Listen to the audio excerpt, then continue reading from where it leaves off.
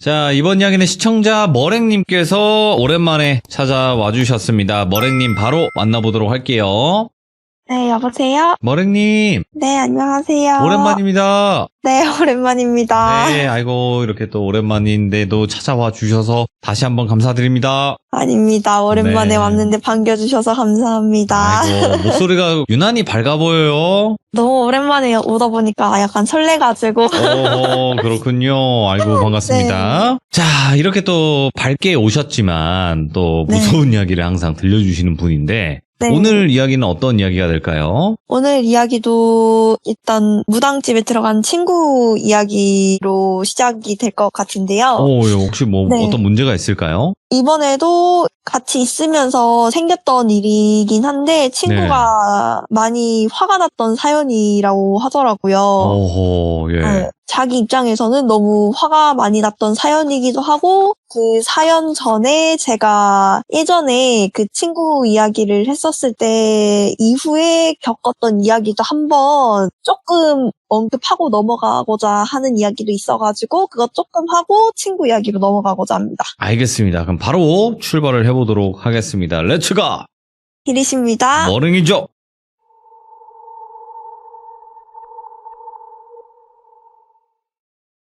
일단 이야기 시작 전에 예전에 제가 아마 스님 이야기 하기 전에 제가 일이 있어가지고 스님 절에 다녀오면서 제가 스님한테 이야기를 많이 들어서 스님 썰을 푼다고 한번 얘기한 적이 있었을 거예요.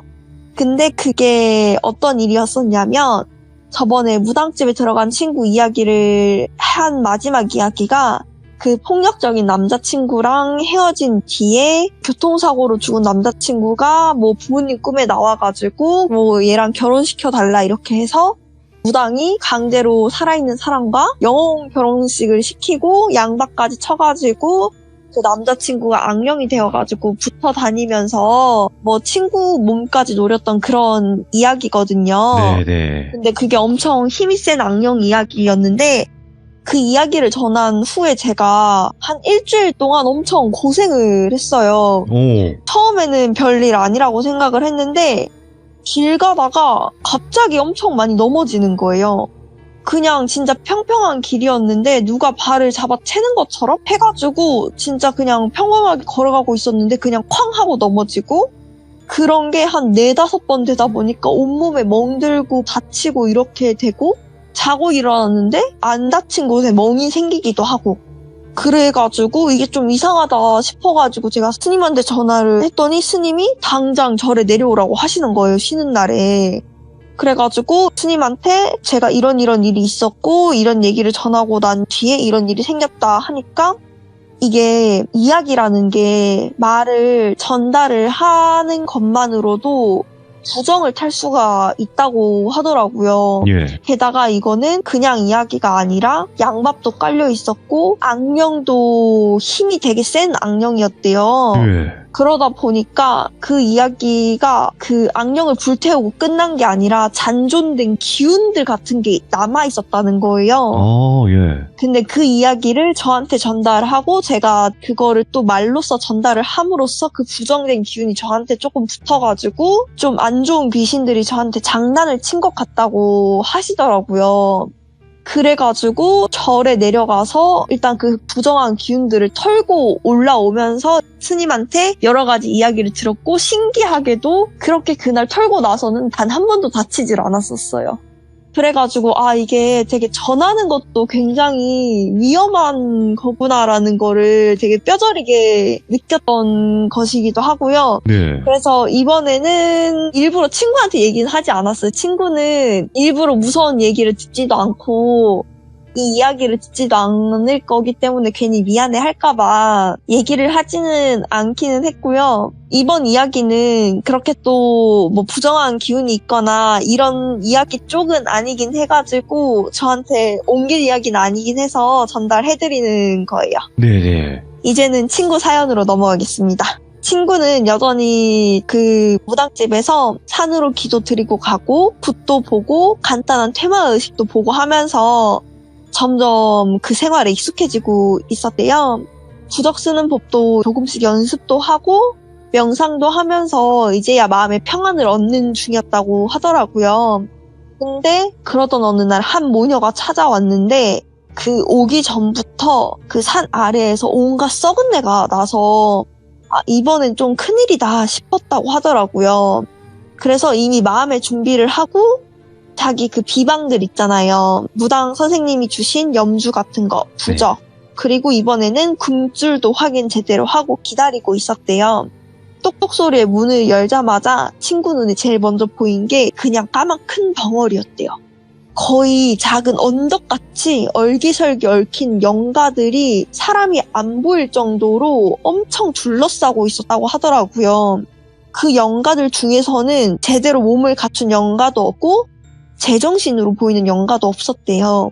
그래서 미친 듯이 웃고 있거나 그 얽힌 와중에도 손을 뻗어서 그 휘적거리면서 바닥을 기어다니고 막 킬킬킬 웃고 막 뛰어다니고 이런 영가들밖에 없었다는 거예요. 그래서 친구는 그 모습을 보고 처음으로 구역질이 나서 바로 토를 하러 갔대요.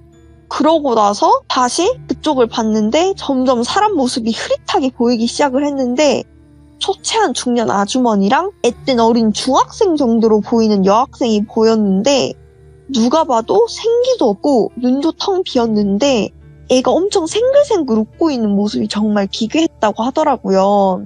그러면서 그 애를 정말 이상하게 쳐다보다가 눈이 마주쳤는데 눈이 마주치자마자 또 역한 느낌이 올라와서 자기도 모르게 눈을 딱 피하고 그 욱하는 그런 거 있잖아요.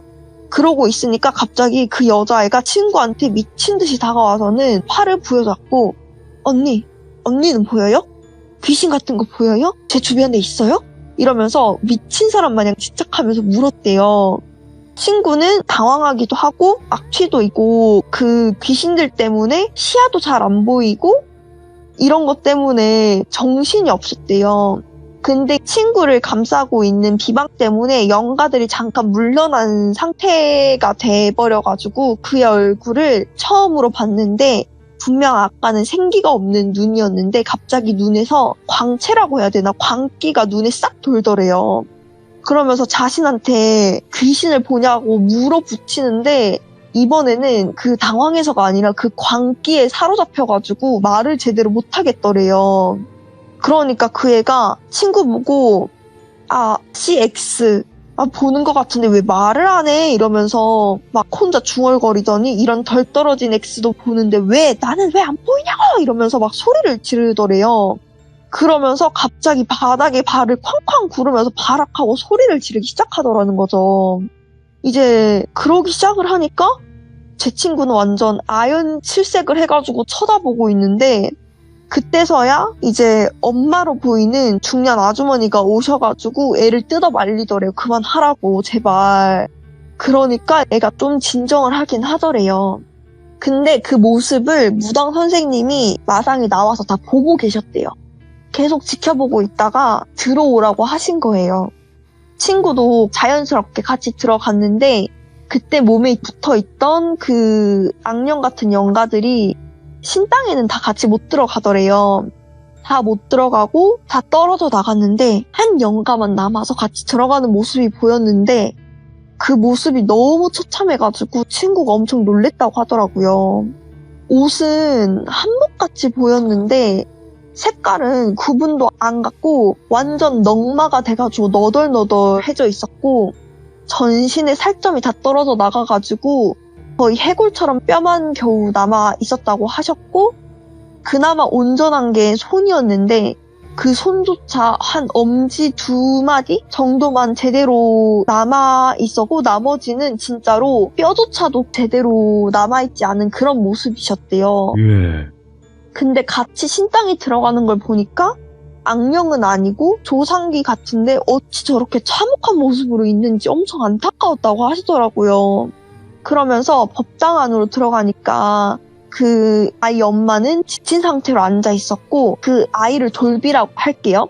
그 돌비는 처음 봤을 때 모습처럼 해맑게 있으면서 무당 선생님한테도 자신한테 그런 것처럼 귀신이 보이냐, 언제부터 봤냐, 자기도 보고 싶다, 뭐 귀신을 보면 자기도 무당이 될 수 있냐 이러면서 미친 듯이 제잘거리고 있었다는 거예요. 약간 진짜 제정신이 아닌 것처럼 보였대요.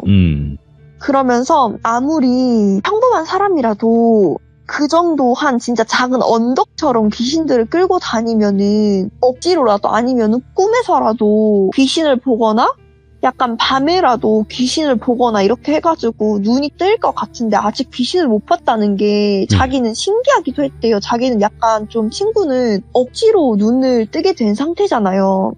그리고 자기는 보기도 싫은 귀신을 굳이 보고 싶다는 돌비를 이해할 수가 없기도 하고 어이가 없어가지고 쳐다보고 있었대요.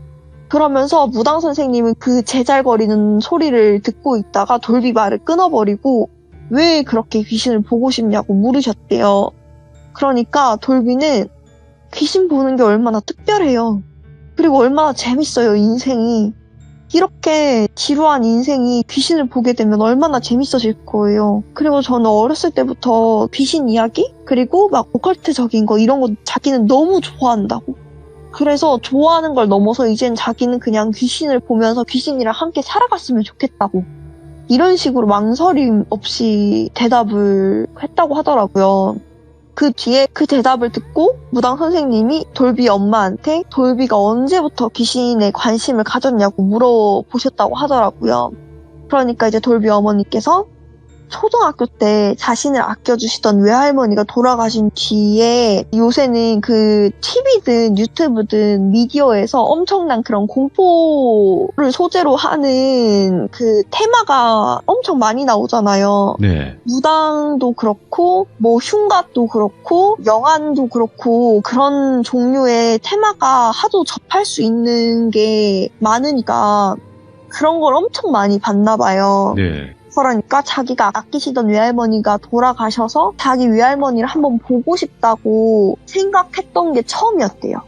근데 그게 잘못된 집착으로 넘어가가지고 이제는 귀신을 보는 거에 집착을 하게 되더니 애가 조금 크고 나서는 그런 공포 카페 같은 것도 만들고 그 카페 사람들이랑 초등학생인데 흉가를 다니고 폐가를 다니고 혼자서 온갖 강령술이랑 강령술은 다 하고 학교에서 친구들이랑 분신사바는 그냥 약과고 이거를 수십 번을 했다는 거예요. 중학교 될 때까지. 그러니까 이제 그제서 이해가 되더래요. 그 많은 악령들이 어디서 왔는지. 그래서 그 어머님이 뜯어 말리기도 해보고 집에 가둬놓기도 해보고 오죽했으면 정신병원에까지도 보내봤대요. 근데 정신병원에도 보내봤는데 애가 어리잖아요. 그러니까 어머니 마음이 약해지시고 애도 학교 생활을 해야 되고 배울 게 있어야 되는데 그 공포 쪽 집착만 아니면 애가 너무 정상인 거예요. 그러니까 치료를 해도 그쪽 집착만 아니면 너무 정상이니까 정신병원에서도 딱히 할 게 없는 거죠. 그러니까 약을 먹여도 그렇게 애한테 크게 큰 약을 쓸 수도 없고 하니까 퇴원하기를 반복하다가 집에 가둬놔도 창문으로 탈출을 하고 이렇게 했다는 거예요. 그런 식으로 가출까지 해서 전국에 있는 흉가란 폐가란 곳은 다 돌아다니면서 강령술을 하고 거기서 자고 온갖 하면 안 될 짓을 다 한 거예요. 근데도 자신은 귀신을 못 봤다고. 자신은 귀신을 꼭 봐야겠다고. 이렇게 해가지고 하다가 이제 안 돼가지고 무당집까지 찾아오신 거죠, 부모님은. 그러니까 돌비가 흉가랑 폐가를 다녀오고 귀신들 다 붙여오잖아요. 그러니까 집안에 아픈 사람이 는 거예요. 돌비 자체는 자기는 귀신이 안 보이니까 계속 돌아다니는데 이제 자기들 눈에는 보이지만 그 일반적인 사람들 눈에는 귀신이 안 보일 거 아니에요. 근데 이미 엄청 덕지덕지 붙어왔으니까 당연히 산 사람한테는 안 좋은 기운이 계속 묻어나가겠죠. 집이랑 이런 데서. 그러니까 가까운 친인척부터 돌아가시기 시작하더니 집안에 가세가 기울고 아픈 사람이 많아지고 다치는 사람이 많아지고 막 우울증 걸리는 사람도 많아지고 이러는데 애만 혼자 괜찮은 거예요. 생글생글거리면서. 그래가지고 도저히 자제가 안 되고 내 딸이 맞는지 이제는 모르겠다. 애가 혹시나 귀신 들려서 이런 건 아닌지 싶어서 찾아왔다. 이렇게 얘기를 하신 거죠. 그래가지고 무당 선생님이 보시기엔 어떻냐 이렇게 물어봐가지고 무당 선생님이 말씀을 하셨대요. 빙의는 아니라고. 빙의는 아니고 처음엔 호기심이었을 거다. 호기심이 취미가 되고 흥미가 되고 집착이 돼서 이제는 거기에 광적으로 광신도가 된 것 같고 이제는 거기에 귀신까지 붙으면서 홀린 것 같다. 근데 아직까지 눈을 안 뜬 거는 그 외할머니가 손녀를 아꼈다는 그 외할머니께서 끝까지 눈 못 뜨게 손으로 눈을 가려주시느라 애쓰느라 그러신 거다. 근데 그것도 이제 끝인 것 같다. 외할머니 모습이 지금 어떤지 아시냐? 지금 온몸에 살점이라고는 하나도 없이 넝마인 채로 겨우 엄지손가락만 남아서 손녀 눈만 가리고 있으셨다. 온 힘을 다해가지고. 그러니까 아까 친구가 봤던 그 넝마가 된 분이 외할머니셨던 거예요. 형체도 안 남고 그 엄지 2마디만 남은 그 분이 외할머니셨던 거예요. 그 안경들 사이에서 손녀 가리 눈 손가락 2개만 남기신 그 분이 외할머니셨던 거예요. 그 안경들 사이에서 온몸이 뜯기고 뼈가 뜯기고 옷이 뜯겨도 참아내면서 손만 지키신 거예요. 손녀 눈을 가리려고. 그 얘기를 듣자마자 돌비 어머님은 펑펑 우셨대요. 왠지 그랬을 것 같다고 느낌이. 자기 집안 사람이 아프면서부터 왠지 그 귀신들이 계속 붙어왔을 것 같은데 애만 괜찮은 거 보니까 왠지 우리 엄마가 지켜주고 있었을 것 같았다고 이런 식으로 얘기를 하시면서 엄청 펑펑 우시더래요. 그러면서 자신의 엄마가 손녀 지키기 위해서 돌아가시고도 편히 못 돌아가시고 그렇게 넝마가 됐다는 사실에 너무 눈물을 참을 수가 없으셔가지고 엉엉 우셨다고 하는데 친구는 그 모습을 보고 친구도 되게 울컥했대요. 울컥하면서 그 손녀를 보는데 그 손녀는 그 와중에도 아무렇지도 않게 있다가 할머니가 자기 눈을 가리고 있다는 얘기를 듣자마자 그 행동이 엄청 충격적이었대요. 어떻게 행동을 했냐면 그 말을 듣자마자 돌비가 일어나더니 뭐야? 그럼 내가 귀신 못 보는 게 할머니 때문이야? 할머니가 뭔데? 뒤졌으면 곱게 뒤지지 왜 내 눈을 가려 이씨 X야 이러면서 내가 귀신 보려고 그 얼마 따랐는데 막 이러면서 허공에다가 주먹질을 하면서 꺼지라고 꺼져 할머니 따위 필요 없으니까 꺼지라고 내 주변에서 꺼져 나 귀신 볼 거야 이러면서 신랑에서 난리 부르스를 친 거예요.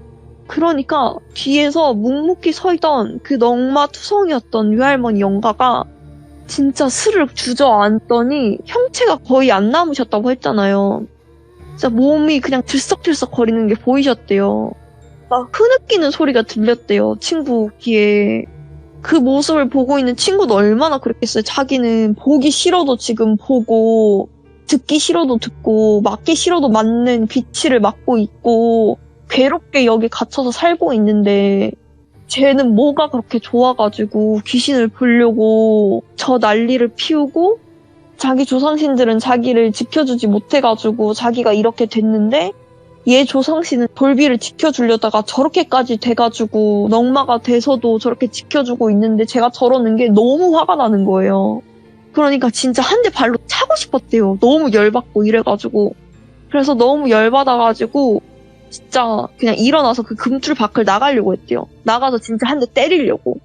근데 무당 선생님이 진짜 엄청 무거운 목소리로 아가 한 번 눈을 뜨면은 다시는 감을 수 없고 살아도 사는 게 아니고 네가 다시 안 보고 싶다고 해도 평생 그럴 수 없을 거다.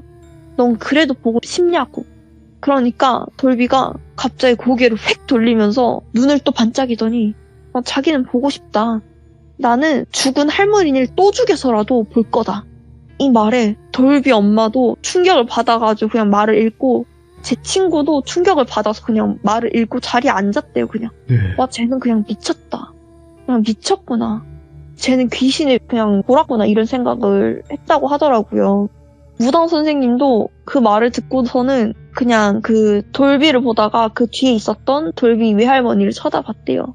돌비 외할머니가 주저앉아서 흐느끼고 있다고 하셨었잖아요. 그러니까 마지막까지 지키고 있었던 게 돌비 외할머니니까 그 돌비 외할머니한테 약간 좀 어떻게 하시겠느냐라는 느낌으로 약간 쳐다보신 것 같았대요.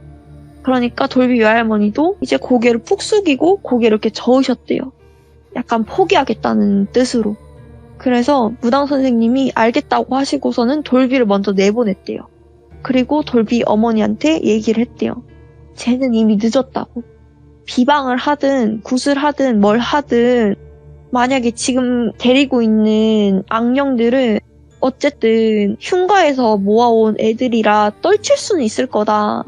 떨칠 수는 있는데 얘는 이미 너무나 많은 부정한 짓을 부정한 곳에서 저질렀고 홀린 것도 있긴 하지만 자신의 의지가 거의 90%였다고. 이거를 다 쳐낸다고 해도 100% 쟤는 다시 가서 다시 할 애라고. 그리고 돌빈의 외할머니도 포기하셨다고. 그럼 이제 더 이상 지켜줄 사람도 없고 한 번 가면 얘는 눈이 뜨일 거라고. 네. 어떻게 하실 거냐. 내가 유일하게 도와줄 수 있는 거는 당신의 어머니 지금이라도 편하게 가시게 천도제 지내드리는 것밖에 없다. 이렇게 얘기를 하셨대요. 대신 돌비는 처음에는 눈이 띄어서 좋아할 테지만 그런 식으로 살아서 제정신으로 사는 사람 자기는 본 적이 없다. 대신 일찍 죽거나 미쳐서 평생을 살거나 아니면은 결국에는 정신병원에 박혀서 평생을 갇혀 살거나 셋 중 하나다. 네. 선택을 해라. 그냥 집에 가둬놓고 살 건지 아니면 놓고 살 건지 아니면은 진짜 포기하고 애를 죽게 내버려 둘 건지 어떻게 할 건지는 그냥 결정해라.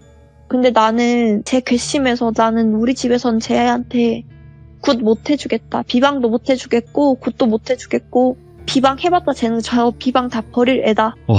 이렇게 얘기를 했대요. 그러니까 돌비 엄마는 어떻게든 도와달라고 빌었대요. 그렇죠. 자기 자식이 죽는다는데 홀려서 미치거나 죽거나 둘 중 하나라는데 근데 단호하게 아니라고 이미 늦었다고.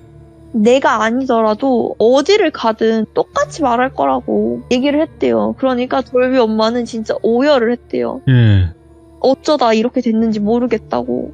처음에는 분명히 내 딸은 순수하게 자기를 좋아하는 외할머니를 한번 보고 싶다는 마음이 시작한 건데 그때 말렸어야 됐다고. 그러면서 처음에는 그냥 안쓰러워서 내버려 뒀던 건데 이게 다 자기 잘못 같다면서 엄청 우셨대요, 거기서.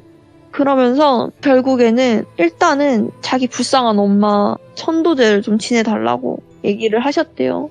그래서 천도제를 부탁하고 돌비를 데리고 돌아갔다고 하시더라고요.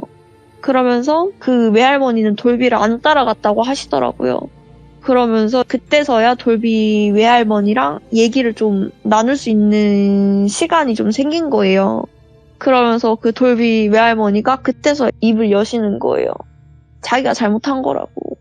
자기가 늙어서 애를 너무 예뻐만 하느라 애가 자기한테 이렇게까지 좋아하게 될지 모르고 애가 자기를 이렇게 좋아해서 내가 죽어서까지 보고 싶어 할지 모르고 너무 잘해줬다고.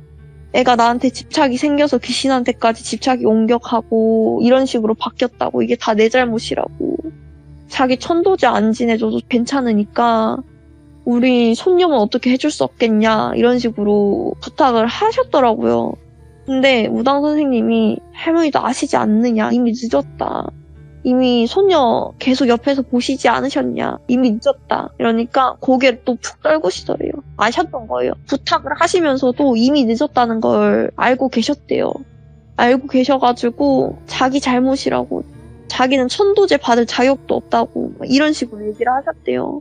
그러면서 아니라고. 할머니는 하실 만큼 다 하셨다고. 이미 지금 있으시면서 살점이 뜯기는 고통과 그 악령들에서 손녀 보호하신다고 얼마나 많은 고생하셨냐. 야, 예.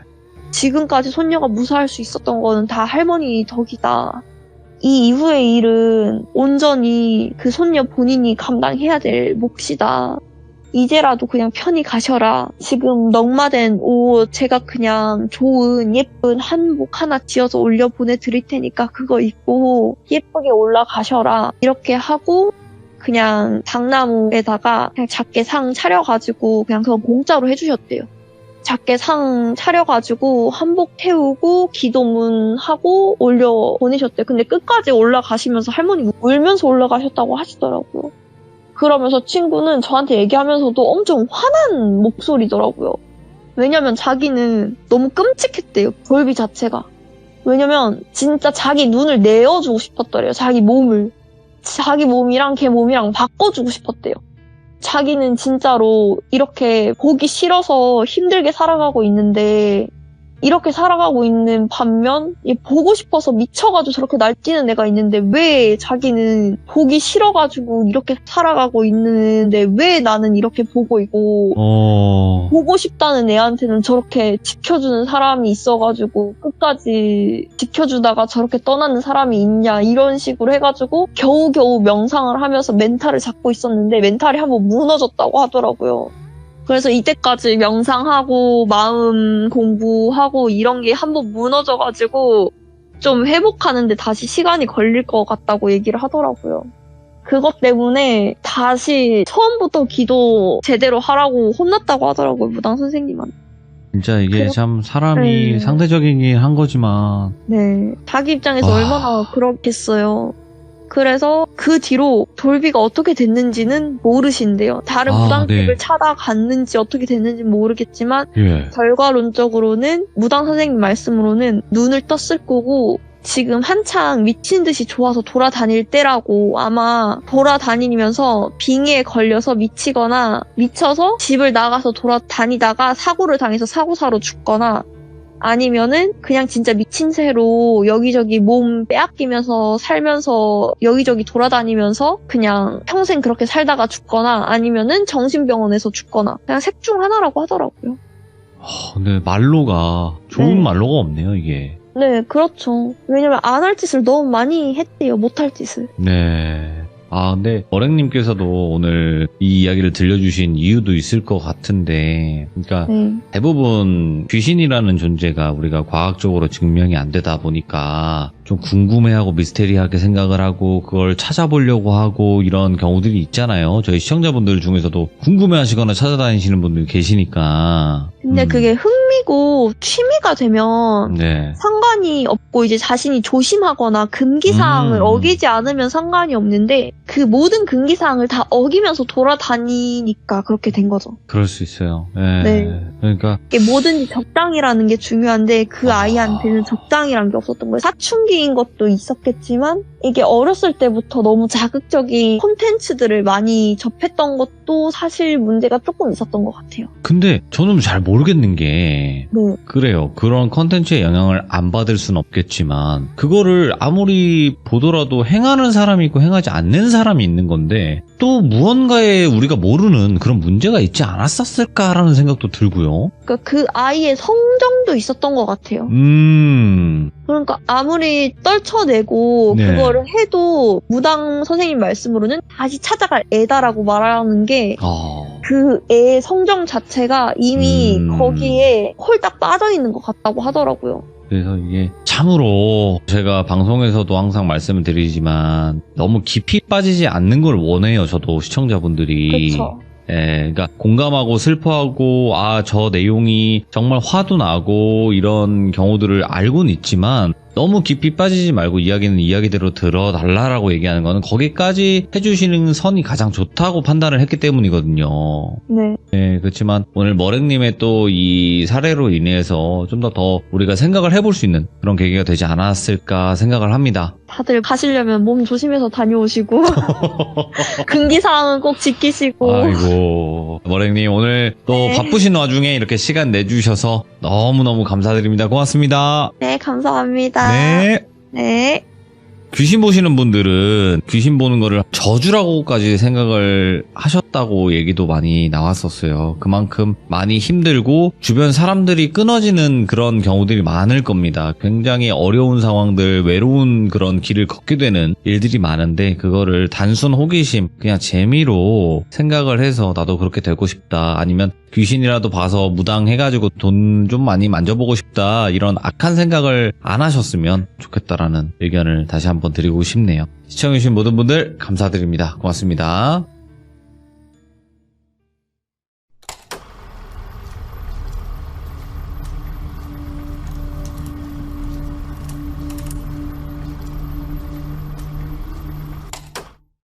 자, 이번 이야기는 오랜만에 시들무에 찾아와 주신 머랭님께서 찾아오셨습니다. 자, 그러면 오늘 머랭님이 해주실 이야기는 아마도 스님 이야기가 될 것 같은데 바로 만나보도록 할게요. 여보세요? 아이고, 이게 누굽니까? 네, 안녕하세요. 목소리만 들어도 이게 기분이가 좋아지네요. 오늘 머랭님께서 이렇게 찾아와 주셨는데, 오늘 네. 해주실 이야기 머랭님께서 자주 들려주셨던 스님 이야기. 네, 맞습니다. 네, 오늘도 스님 이야기가 될 것 같은데, 자, 그러면 도대체 어떤 이야기로 찾아와 주셨는지 바로 출발을 해보도록 하겠습니다. 렛츠고! 기르십니다. 머랭이죠?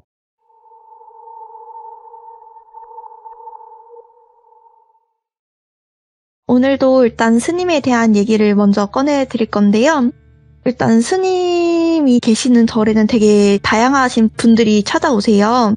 일단 절에 다니시던 보살님들 중에 그 부동산 관련업을 하시는 보살님이 계셨는데 어느 날 일상적인 이야기를 하시다가 그 보살님께서 머뭇거리다가 자문을 구할 것이 있다고 하시면서 이야기를 꺼내셨대요.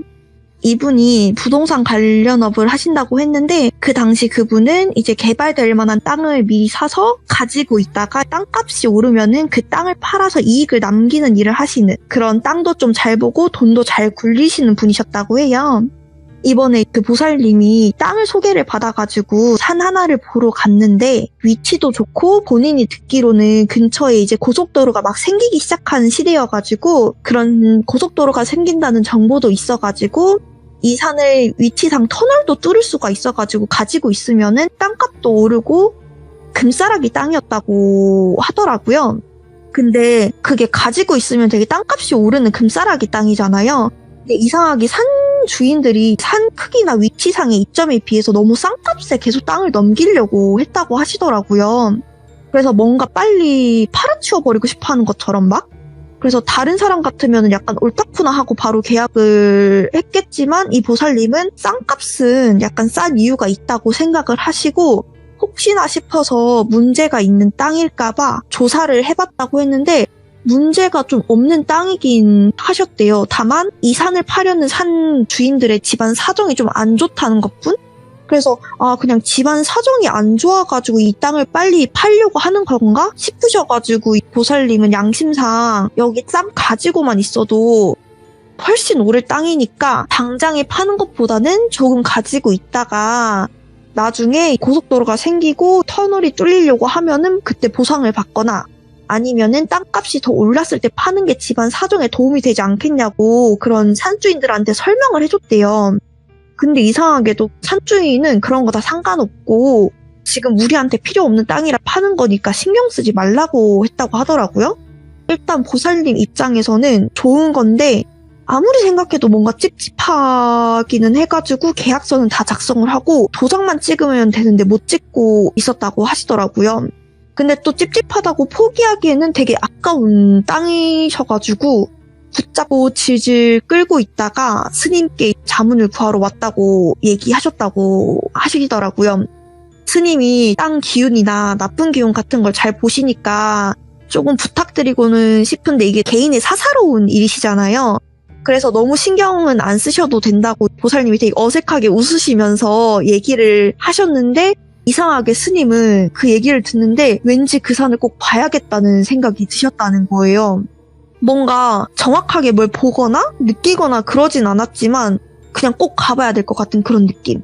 그게 강력하게 느껴지셔가지고 보살님이랑 거기가 이제 사유지다 보니까 산 주인이랑 약속을 잡고서 산을 보러 가시게 됐는데 산 입구에 도착하자마자 생각보다 산이 엄청 크시더래요.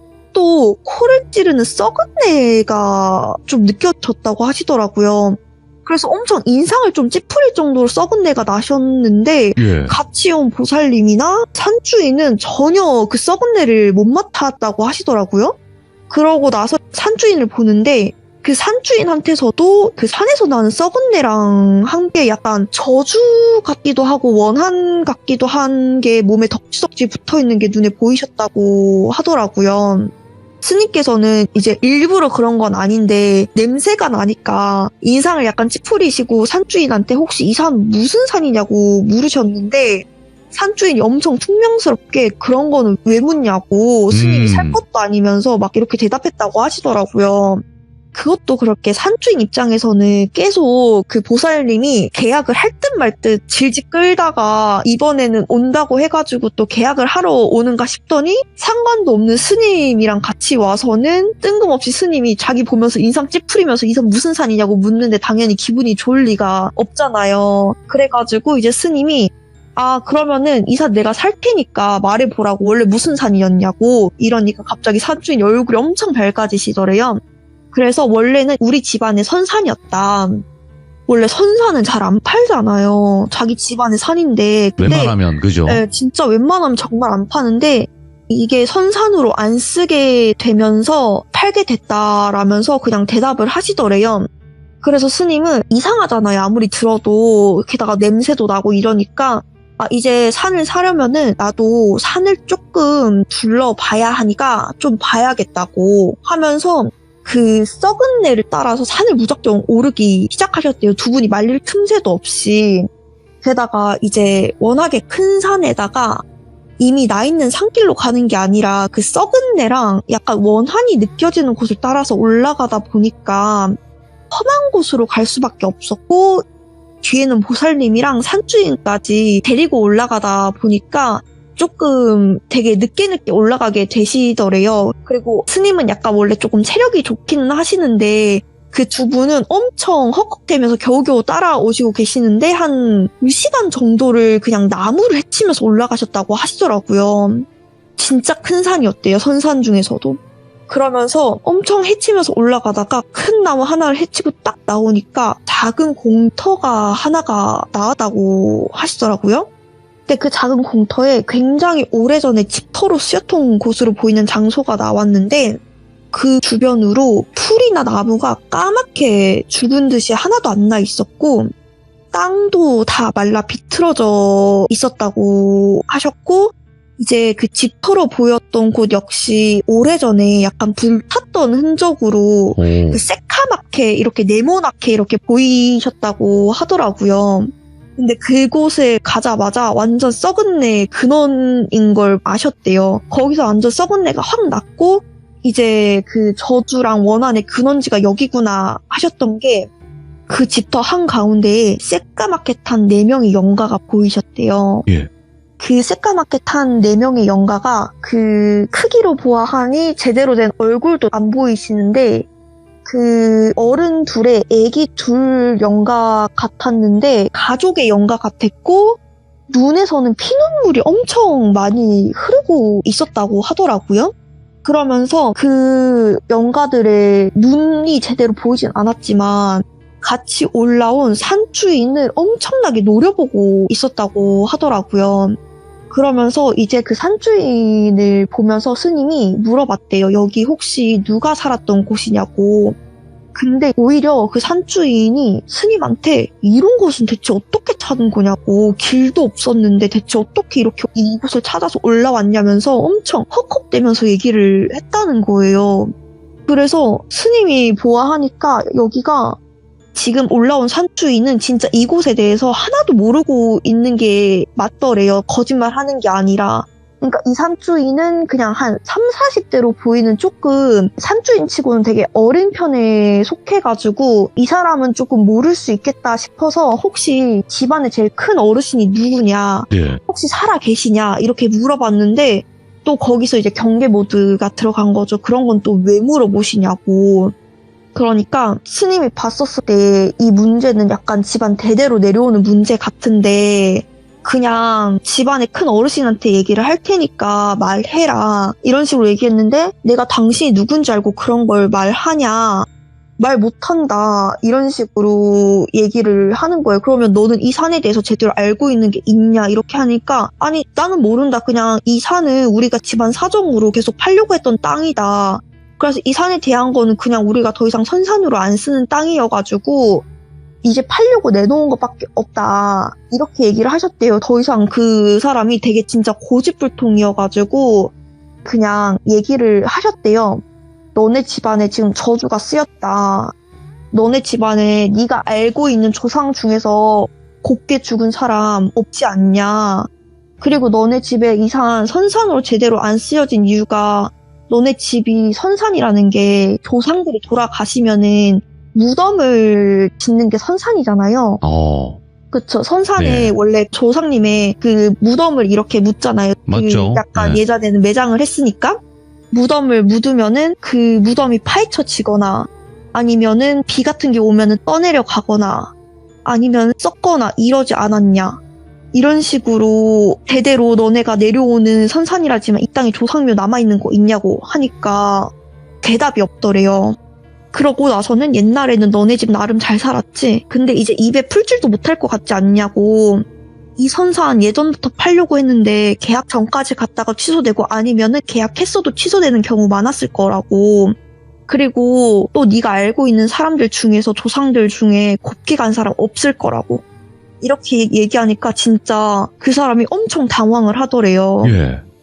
그거 다 너네 저수 때문이라고. 그리고 이 땅을 봐라. 너 지금 이 주변만 이렇게 죽어 있는 거 안 이상하냐고. 그리고 너 지금 남아있는 그 어르신도 건강하지 않을 거다. 내 말이 맞지 않냐. 그러니까 엄청 한숨을 쉬더래요. 그러면서 마지막으로 스님이 그리고 너도 곱게 죽을 것 같냐. 지금 너도 지금 저주의 기운이 적지적지 묻어 있는데 지금 말 안 하면은 너도 똑같은 꼴 당할 거니까 그냥 빨리 얘기하고 안내해라 이렇게 얘기를 한 거예요. 그래가지고 이제 그 사람이 전화기를 들더니 이제 조금 밑으로 내려가서 여기는 전화가 안 통하니까 밑에 내려가서 어르신께 전화해서 일단은 물어보겠다 여쭤보겠다 해가지고 산을 내려갔대요.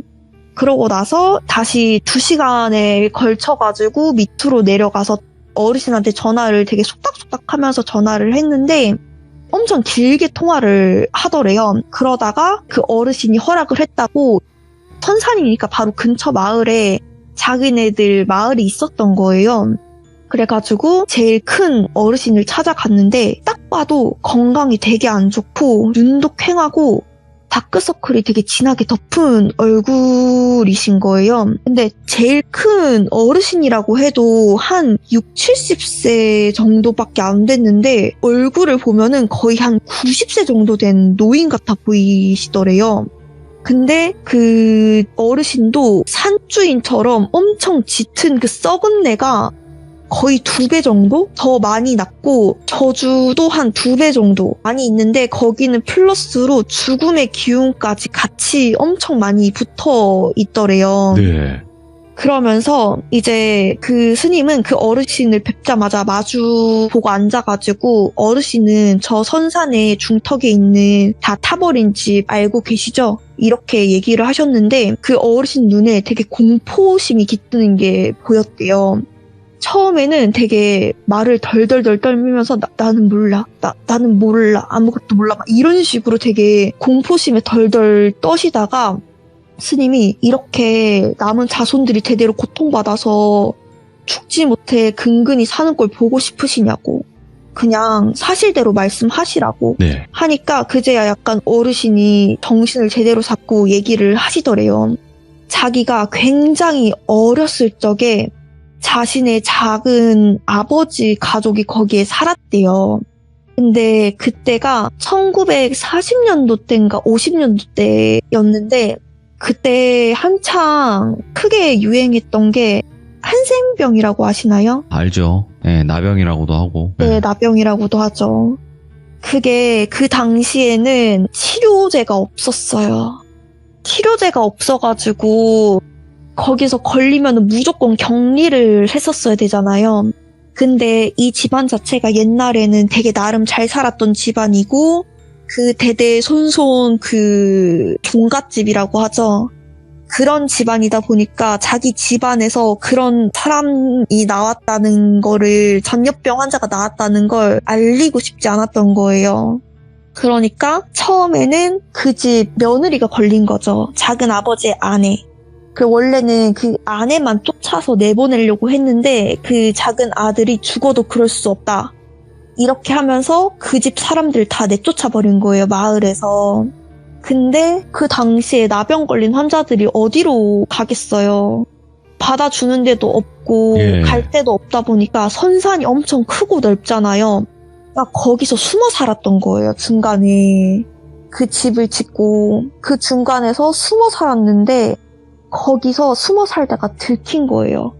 들켰는데 그 집안 어르신들이 대노를 하신 거죠. 어디 감히 신성한 선산에 나병 환자들이 숨어 살았냐. 그것도 몰래. 그래서 그 가족들을 다 집안에 가두고 그 주변을 다 불태웠대요. 산채로. 예. 근데 그때 자기는 되게 어린 아이였대요. 되게 어린 아이였고 그걸 알면서도 자기는 막을 수는 없었다고 하더라고요. 근데 그때부터 자기 집안 어르신들한테 되게 안 좋은 일들이 일어나기 시작했다고 하더라고요. 그러면서 이제 똑같이 나병이 걸리거나 아니면은 사람이 점점 미쳐가거나 게다가 조상님들이 다 죽기 전에 똑같이 그 작은 아버지네 가족의 환영을 받다는 거예요.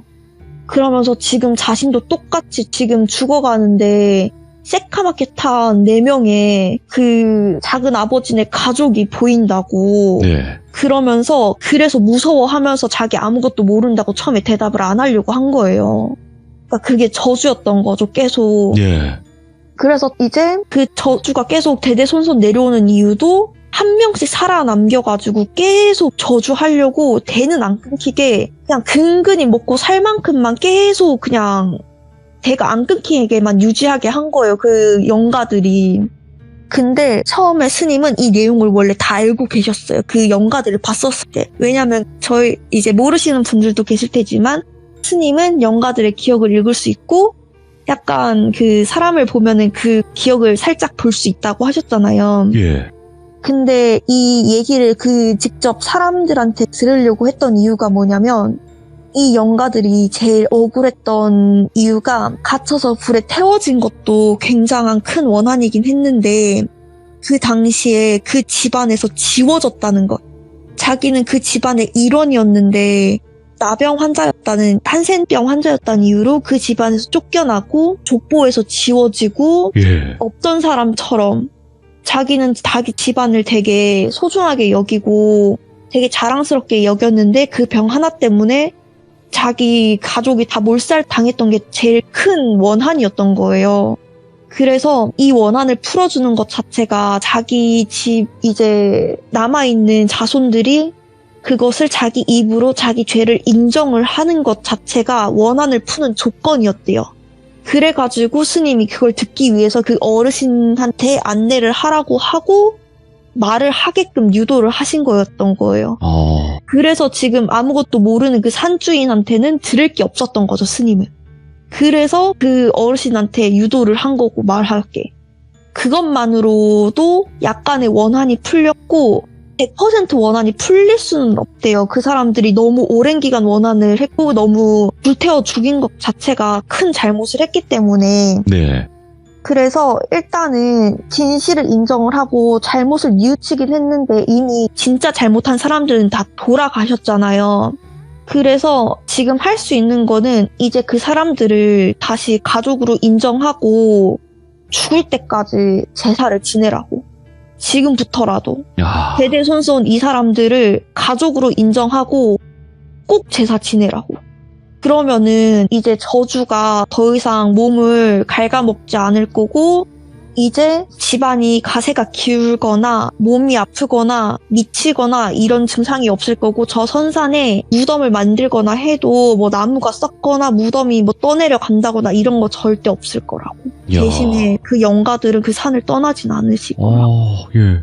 그렇게 얘기하고 그 산 이야기는 끝났습니다. 그리고 그 부동산 업자분은 네. 그 산은 사지 않는 걸로 잘 마무리가 됐습니다. 그러니까 이게 귀신이라는 존재가 그냥 떠도는 귀신들이 아니라 어딘가에 털을 잡고 그 원한이 가득한 그 존재가 됐을 때가 조금 우리가 말하는 흔히 무서운 그런 쪽이 되는 거잖아요. 네, 원한령이 돼가지고 그러니까 그 산에는 어떤 걸 못하는 거죠. 네. 네. 그러니까 말 그대로 그들의 집이니까. 네, 그래서 처음에는 거기에 원래 뭐 공사 예정도 있었다니까 그래서 그 산을 못 팔게끔 계속 그 기대 심리를 계속 줘서 그걸 못 팔게끔 가지고 있게끔 약간 홀리게끔 만들었다고 하더라고요. 영가들이. 네. 근데 결국에는 그 산은 안 팔리고 그쪽으로 뭐 도로도 안 나는 그냥 헛소문이었다고 하더라고요. 오늘 머랭님께서 오랜만에 이렇게 찾아와 주셔서 또 섬뜩한 이야기를 전달을 해주셨습니다. 그리고 머랭님이 안 본 사이에 말씀을 훨씬 잘해 주셨는데. 그래요? 저 너무 오랜만에 해가지고 근데, 너무 떨려서. 근데 머랭님 사실상 머랭님도 짬밥이 좀 되시잖아요, 시들모. 근데 진짜 너무 오랜만이어서 저는 사실 오늘 말실수 되게 많이 했다 이 생각을 너무 많이 해가지고 아니에요. 듣는 분들이 불편하진 않으셨을까 네. 걱정 많이 했는데. 머랭님은 진화형입니다. 아유 감사합니다. 계속 아직 진화하시네요. 부족합니다. 너무너무 감사드리고 다음번에 또 언제든지 편하실 때 부담 네. 가지지 마시고 와주시면 고맙겠습니다. 감사합니다. 네. 자, 머랭님께서는 굉장히 여러 가지 이야기들을 많이 들려주셨어요. 직업이 간호사시기도 하니까 간호사 직업괴담도 들려주셨고 또 아시는 스님 이야기도 들려주셨고 굉장히 여러 가지 이야기들을 많이 들려주신 분이거든요. 그래서 돌비 머랭이라고 검색하시고 첫 번째 이야기부터 쭉 한번 들어보시는 걸 추천드립니다. 네, 아직 안 들어보신 분들 분명히 계실 거라 생각하고 꼭 들어보시길 바라겠습니다. 감사합니다.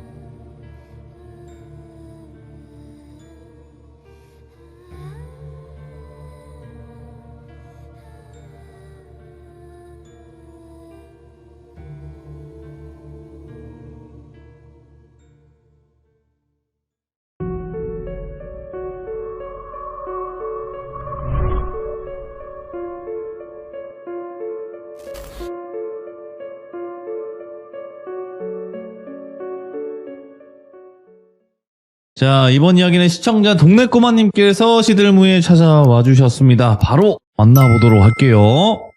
안녕하십니까. 안녕하십니까. 잘 지내셨습니까? 네, 동네꼬마님만을 기다렸습니다. 아유, 거짓말이 점점 늘으세요. 다음 생에 우리 함께 예. 만나기로 하지 않았습니까? 명확하게 하시게요. 누가 남자입니까? 제가, 저는 또 남자고, 동네꼬마님이 여자.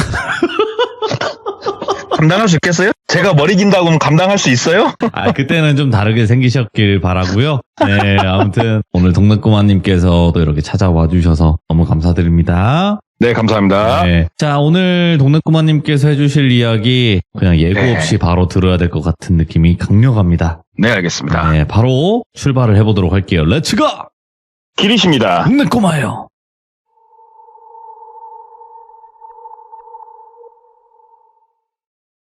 오늘 이야기는 좀 따끈따끈한 이야기입니다. 불과 한 2년 정도밖에 안 된 이야기고요. 2년 전에 30대 초중반의 똘비라고 하는 남성이 있었습니다. 네. 그 당시에는 신차 영업을 하고 있었고 지금은 영업세계를 떠난 사람인데 그때 당시에 2년 전에 신차 영업을 한 지는 대략 한 5년 정도 되는 상황이었어요.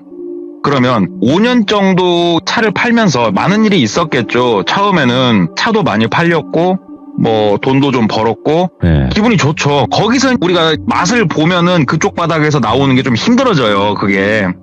그런데 맛을 좀 봤다 싶었더니만은 코로나가 터졌고 코로나가 터지면서 그때 아마 기억하시겠지만 비슷한 시기에 맞물리면서 반도체 대란도 났었고 차가 좀 늦게 나오기 시작하지만 그래도 예상과는 다르게 코로나 때는 돈이 좀 돌았어요. 그래가지고 조금 뭔가 불안불안하긴 하면서도 좀 버티다가 코로나가 끝나면 모든 사람들이 이제는 조금 먹고 살기 편해지겠구나. 우리의 원래대로 일상이 돌아오겠구나 했는데 코로나가 끝나고 사실은 더 경기가 좀 안 좋아졌잖아요. 보면은. 그러면 자동차 업계가 직격탄을 바로 맞거든요. 그래서 똘비도 조금 생활이 힘들어졌던 거예요. 근데 그때 당시 똘비가 결혼은 안 했었고 그러니까 당연히 애도 없고 그리고 혼자 살고 있었는데 뭐라고 해야 될까? 이 한평생 번대로 쓰고 가자? 약간 그런 마인드가 있단 말이에요, 똘비가.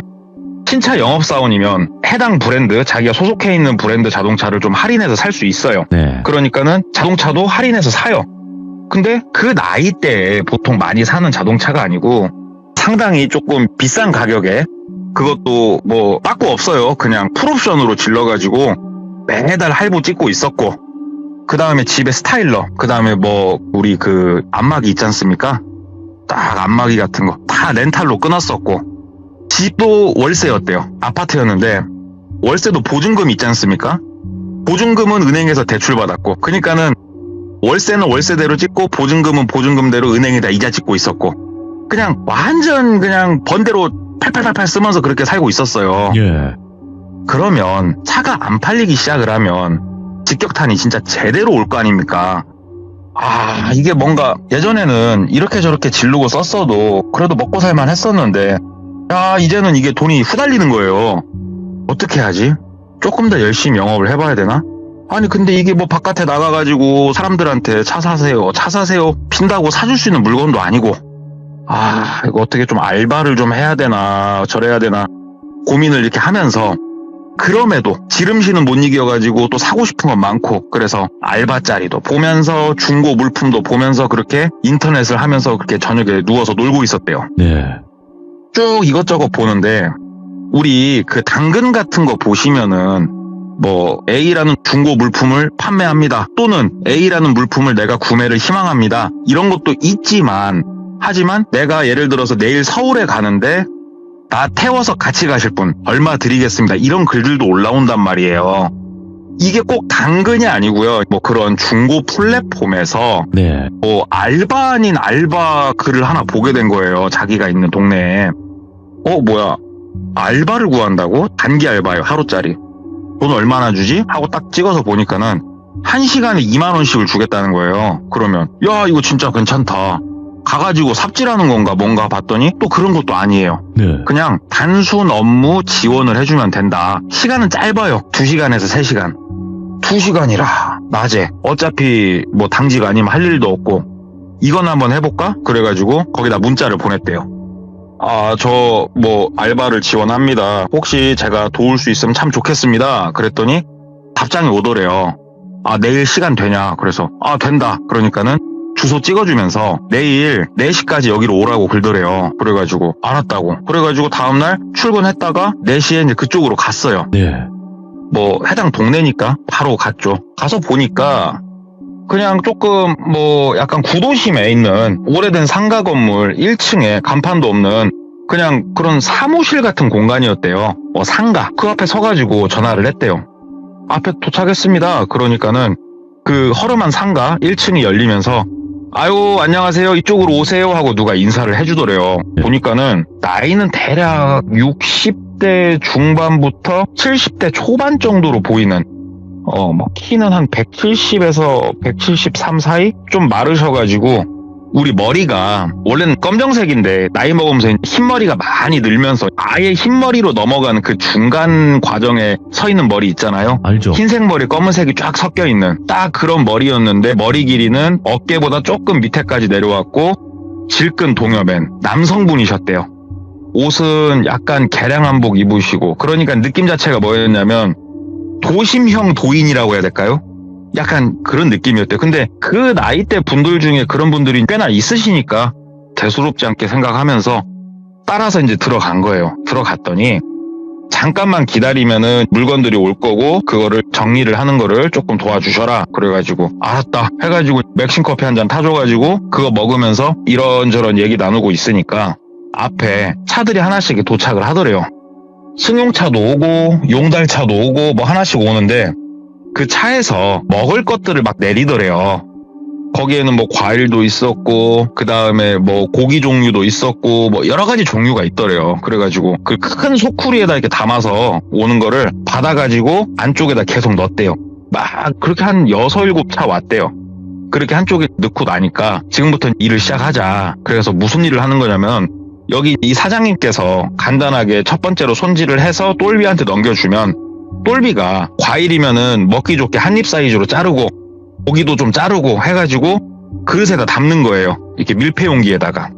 그렇게 작업을 한 근 2시간을 했대요. 한참 작업을 하니까는 끝났고, 그러면은 퇴근하기 전에 나랑 같이 한번 이렇게 돌고 오자고. 그래가지고 알았다 해가지고 사장님 차가 다마스였는데 다마스 뒤에다가 작업한 거를 가득 싣고 어디론가 돌기 시작을 했대요. 보니까 이게 뭐 저도 제가 사는 동네에 있었던 일이니까 잘은 몰랐는데 그 노숙자분들, 그 다음에 굉장히 집도절도 없이 사회에서 소외받는 분들이 있잖아요. 이런 분들을 조금 보호해주고 쉼터의 역할을 해주는 민간 업체들, 민간기관이라고 그러죠. 그런 곳들을 돌면서 이런 것들을 제공을 해주시더래요. 여기에는 뭐 얘기를 해주시더래요. 뭐 알코올 중독자분들도 계시고 여기에는 혼자 힘으로는 극복하기 힘든, 그렇다고 자수하기는 좀 뭐한, 어떤 건지 아시죠? 약 관련된 거. 이런 분들도 계시고 뭐 얘기를 해주시더래요. 그래서 이런 분들을 이렇게 도와주고 케어해 주시는 진짜로 훌륭하신 분들이 운영하는 곳들인데, 여기에 내가 인맥이 요식업 쪽에 쫙 닿아 있어가지고 내가 한 번씩 이렇게 음식을 제공을 해드린다. 이렇게 안 해드리면 이분들이 운영 경비로 이걸 충당하기가 너무 힘들다. 막 이런 말씀을 해주시더래요. 그 얘기를 듣는데 참 좋은 일 하시는구나 이 생각이 들었대요. 그렇게 아무 생각 없이 또 어떻게 보면 보람찬 마음으로 일을 싹 도와드리고 다마스 타고 다시 그 상가 건물 앞으로 왔어요. 네. 본인이 일한 시간이 3시간이 좀 넘었더래요. 그러니까는 이분이 4시간 분량껏 돈 챙겨서 돈을 딱 주면서 그 얘기를 하더래요. 돈은 분명히 현금을 주셨대요. 현금을. 계좌이체가 아니고. 현금을 주시면서 종이를 한 장 내밀고 여기에다가 신상명세, 그러니까는 내가 돈을 받았다 이걸 써달라는 거예요. 근데 이게 약간은 조금 이해가 안 됐던 거는 뭐냐면은 보통은 그런 거를 쓸 때는 계좌이체로 돈을 받거든요. 근데 현금을 받았는데 써달라는 거예요. 그래서 이게 뭐냐 그랬더니 나도 어찌됐건 사람을 쓰고 돈을 지불을 했으면은 세금 신고해야 될 거 아니냐. 주민번호 다 쓰는 건 아니고 주민번호 앞자리 쓰시고 이름 써주시고 연락처 써주시면은 혹시라도 나중에 내가 세무 처리할 때 우리 담당하는 세무사가 필요하면 연락 드릴 거라고 3.3% 그 얘기 하시더래요. 종합소득세. 네. 근데 똘비 직업이 신차 영업사원이잖아요. 이런 종합소득세는 굉장히 익숙하거든요. 그래가지고 우리가 뭐 카드사라든지 할부사에 저 영업사원 등록할 때도 신분증부터 다 보내거든요. 그러니까는 대수롭지 않게 생각하고 주민번호 다 적는 것도 아니었고 적을 거 적어서 드렸대요. 그러니까는 그분이 웃으면서 오늘 아무튼 고생 정말 많았고 다음에도 혹시 일 있을 때 그럼 내가 전화할까요? 그러더래요. 똘비가 마음에 들었었나 봐요. 그러니까는 예 그러시라고 뭐 하루 전에만 연락 주시면은 시간 맞춰서 참 좋은 일 하시는 거니까 저도 좋은 마음으로 돕겠다. 그러니까는 그분이 그 이후로도 한 2-3번 더 연락을 주셨대요. 2-3번 더 오면서 이분하고 다른 사적인 얘기도 많이 하고 또 이분에 대해서 약간의 존경심도 생기고 그러면서 한편으로는 얘기도 했죠. 왜 그렇게 신차 영업사원을 하면서 알바를 하냐. 그래서 뭐 이래저래 해가지고 차가 예전만큼 안 팔리고 경제적으로 힘들고 그러니까 나도 뭔가 돈이 필요해서 하고 이런 얘기도 했고요. 똘비가. 그러니까 그분이 얘기를 하더래요. 그래요. 돈이라는 게 뭐 있다가도 없고 하는 거지만 항상 사람이 쉬면 안 된다. 일하면서 돈을 벌어야 되는 거다. 오늘은 그러면 나랑 같이 조금만 더 일하자 그러더래요. 그래서 무슨 일이요? 뭐 어떤 거 다른 것도 도와드릴 거 있어요? 그러니까 오늘은 그러면 가가지고 청소 좀 한번 같이 하자고 그러더래요. 그래가지고 아까 음식 나눠드리는 그 순회 공연 싹 돌고 다마스를 타고 도심에서 한 15분에서 20분 이때는 조금 차가 있는 시간에서 그랬고 만약에 차가 안 밀리는 시간이라면 15분 안짝에 끊길 만한 거리를 가시더래요. 네. 갔더니 시내는 아니죠. 약간 사이드로 아예 나왔죠. 되게 뜬금없이 뭐 돌비 가든 이런 식으로 해가지고 음식점 이렇게 있는 거 있지 않습니까? 그런 가든 건물로 들어가더래요. 1층짜리였고 그 건물 생김새는 그냥 일반 시골에 있는 가정집 모양새였고 우리 왜 시골 가면 그런 가든들이 있잖아요. 그냥 가정집 같은데 가든 써붙이고 장사하는 그런 집이었는데 장사는 안 하는 것 같았대요. 왜 그러냐면은 간판이나 이런 것들이 뭐 사용은 안 해보일 정도로 조금 오래돼 보였고 거기에 차를 대고 들어가서 불을 막 켜더래요. 몇 개 불을 켜고 여기 청소 좀만 하자고 하는데 이미 깔끔하더래요. 집이 더럽고 먼지가 쌓여있고 쓰레기가 있고 그런 건 아니었대요. 네. 그냥 우리 뭐 그런 거 있잖아요. 한 열흘 정도 해외여행 갔다가 집에 오면은 굳이 더럽지 않아도 청소는 한번 하잖아요. 먼지나 쌓였을까봐. 그냥 그런 느낌이었대요. 굳이 청소를 해야 되나? 라는 생각이 들었대요. 그러니까 그분이 바닥 닦는 밀대랑 이렇게 주면서 저쪽 방이 2개였대요. 저쪽 방하고 이쪽 방 바닥 먼지 한번 닦아주고 나는 저쪽 거실이랑 그쪽 닦을게요 하면서 가시더래요. 그래서 알았다고. 그래서 옆에 큰 방을 닦았대요.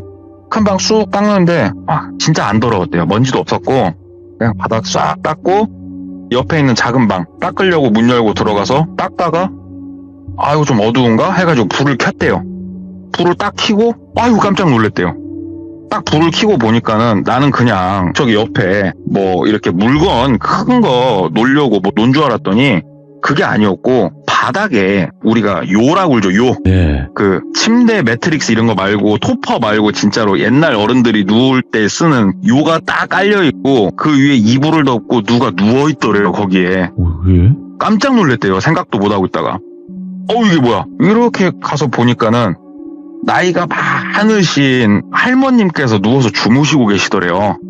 그래가지고 아이고 내가 방해했나 보다. 불을 껐대요. 불을 끄고 저 사장님 하고 나왔대요. 그러니까 사장님이 예. 그러니까 여기 할머님이 주무시고 계시는데요. 그러니까 괜찮아요. 우리 어머님이세요. 그러더래요. 어머니요? 그러니까는 예, 그 어머님 댁이에요. 어머니가 옛날에 장사를 오래 하시고 했는데 이제는 몸이 안 좋으셔가지고 어머님이 이렇게 자주 누워 계시고 그러고 있네요. 불 켜도 괜찮으니까 한번 쑥 닦아주세요. 그러더래요. 그래서 그렇구나. 어머님 댁이었구나 하고 불 켜고 네. 더 정성스럽게 바닥을 구석구석 잘 닦고 불 끄고 이제 나왔어요. 나와가지고 이제 또 뭐 하면 될까요? 그러니까 이제 먼지랑 저 위에랑 내가 다 닦고 했으니까 이제 가죠. 괜찮으니까 청소 한번 할 겸 돈 필요하다고 하시니까 겸사겸사 제가 모시고 왔어요. 그러더래요. 그래서 그러셨어요. 그러니까 그분이 어떻게 집에서 여기가 상당히 멀어요? 그러더래요. 그래서 아니요. 어차피 저 차도 있고 이 정도 거리면은 뭐 가깝죠. 여기 뭐 때문에 그러세요? 그러니까는 월수금 도와줄 수 있겠네요. 그래서 월수금이요? 그게 무슨 말씀이세요? 그러니까는 월수금 한 저녁 9시쯤부터 해서 한 아침 7시 정도? 여기 와서 똘비 씨가 주무시면서 어머님이 혹시라도 뭐 필요한 거 있거나 새벽에 어머님이 깨가지고 좀 필요한 게 있으면 도움을 줄 수 있냐. 그래서 그게 무슨 말, 제가 여기서 월수금 잘하고요? 그러니까는 예, 그냥 똘비 씨 집이다 생각하고 보시면 아시겠지만 사실 집에 아무것도 없어요. 어머님이 뭐 TV를 보시는 것도 아니고 거동이 많이 힘드시기 때문에 제가 남은 시간에는 저랑 제 와이프랑 뭐 이렇게 해가지고 돌아가면서 어머니를 모시는데 뭐 아시다시피 저도 하는 일이 있고 네. 요식업 쪽 일 같은 경우에는 새벽부터 나가서 일을 해야 되고 매일 제가 어머니를 케어할 수가 없어요. 와이프도 그러고. 그러니까 월수금을 조금 똘비 씨가 도와주면 어때요? 내가 급여는 섭섭치 않게 드릴게요. 그러더래요. 똘비가 눈이 삐싱삐싱한 거예요. 이제 사장님 그러면은 뭐 외람된 말씀이옵니다마는 뭐 급여라고 하면은 얼마 정도 책정을 해주시는 건가요? 그러니까는 하루 와서 자면서 일해주는데 20만 원 드리면 어떻겠냐고 얘기를 하더래요. 꿈꾸는 줄 알았대요. 월, 수, 금 60만 원, 6, 4, 24 240만 원 240만 원 와서 잠만 자는데 240만 원 이게 말이 돼? 싶었대요. 진짜로. 세죠. 네. 상입 240이요? 그러니까는 제가 뭐 4대 보험 이런 거는 못 넣어드리고 그냥 이거는 세금 신고해야 되니까 세무사한테 서류 전달해 주시고 어떻게 일 도와주실래요? 다만 와서 어머니는 진짜로 내 부모님이다 생각하고 조금 케어 좀 해주시고 그러더래요. 그래서 한다고 빠꾸 없죠. 이럴 때는 무조건 하는 거예요. 그냥. 그러니까 그분이 웃으면서 좋다고 그러면은 당장 뭐 내일 모레부터 와가지고 그러면은 한번 돌봐 주시라고 호탕하게 웃으시더래요. 그래가지고 진짜 뜻하지 않게 알바를 했고 그 알바 사장님의 또 어떻게 보면 힘든 부분을 본인이 긁어주면서 돈을 벌 수 있는 한 달에 240이라는 돈이 고정적으로 들어올 것이 생기면은 영업하면서 엄청난 힘이 되거든요. 진짜 강력해. 엄청나거든요. 처자식도 없잖아요. 얼마나 좋냐고요. 그래가지고 이제 일일이야 만보 하면서 나가기로 한 날 돼가지고 그 집을 간 거예요. 이제 저녁 9시쯤에. 이게 더 좋았던 게 뭐냐면은 9시부터 본인이 가면 되기 때문에 그 당직 날이 겹쳐도 거리낄 게 없어요. 그냥 당직 끝나고 가면 돼요. 자기가 하고 있는 본업에 1도 지장을 주지 않아요. 이게. 그러니까는 가가지고 뭐 인사하니까는 사장님이 그날은 와 계시더래요. 그러면서 그 옆에 빈 방 거기에다가 장롱 안에 이불 있으니까 여기 거 이불 쓰시고 똘비 씨가 뭐 필요하시면 따로 토퍼 같은 거 놓고 개인 거 쓰셔도 되고 그거는 편하게 하시라고.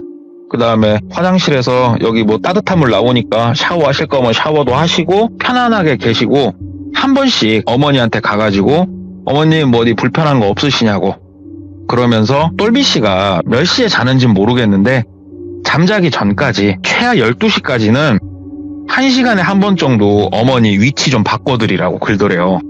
이게 욕창이 생기잖아. 사람이 계속 누워있으면.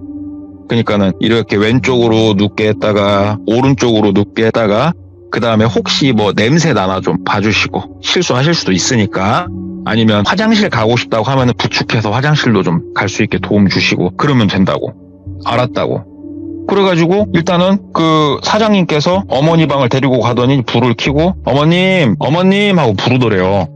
그러니까 어머니가 누워 계셨는데 눈을 살짝 뜨시더래요. 어머님, 저 친하게 지내는 동생입니다, 어머님. 어머님, 이 동생이 나 집에 없을 때 우리 어머니 도와드릴 거니까 화장실 가고 싶다던가 불편한 게 있으면은 부르세요. 이름이 똘비예요, 어머니. 똘비 하고 부르시면 돼요. 이렇게 이제 소개를 해주더래요. 그러니까 어머니가 알았다 그렇게 대답하시더래요.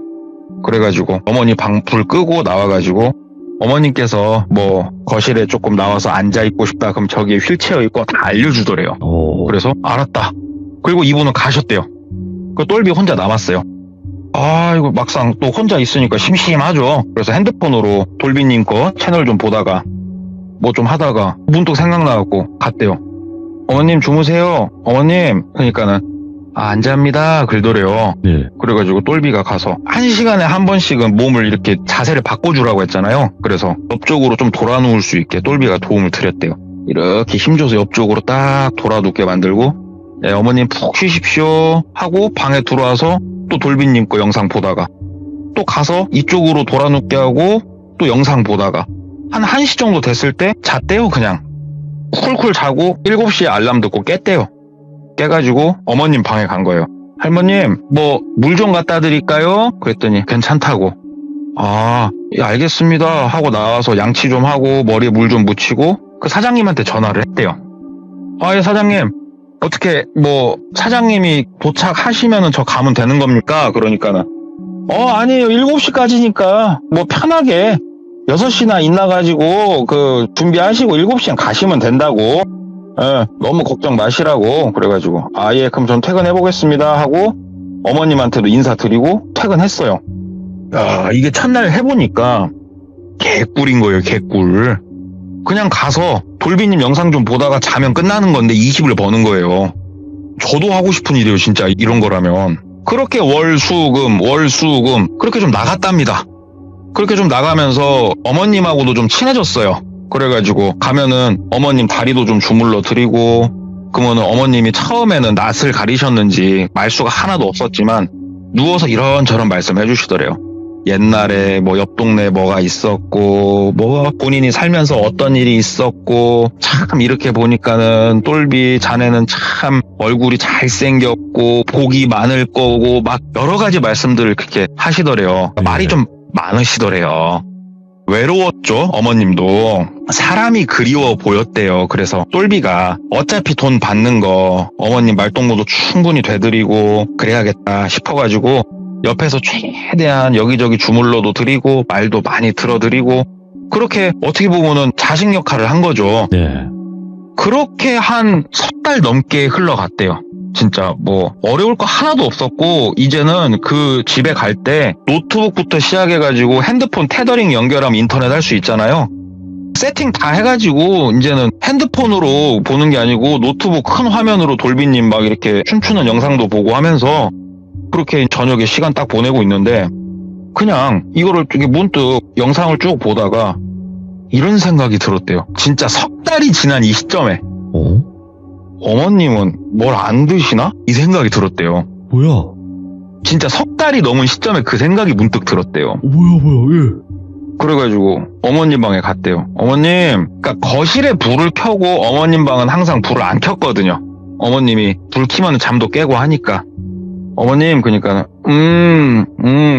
똘비 왔니? 그래갖고 예. 어머님 몸 자세 좀 바꿔드릴게요. 바꿔드리면서 어머님 배 안 고프세요? 그러니까 밥 먹어서 나는 배가 하나도 안 고프네. 그래가지고 어머님 그럼 제가 물이라도 좀 갖다 드릴까요?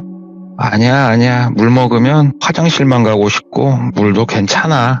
아니에요 어머님. 화장실은 제가 도와드릴 수 있어요.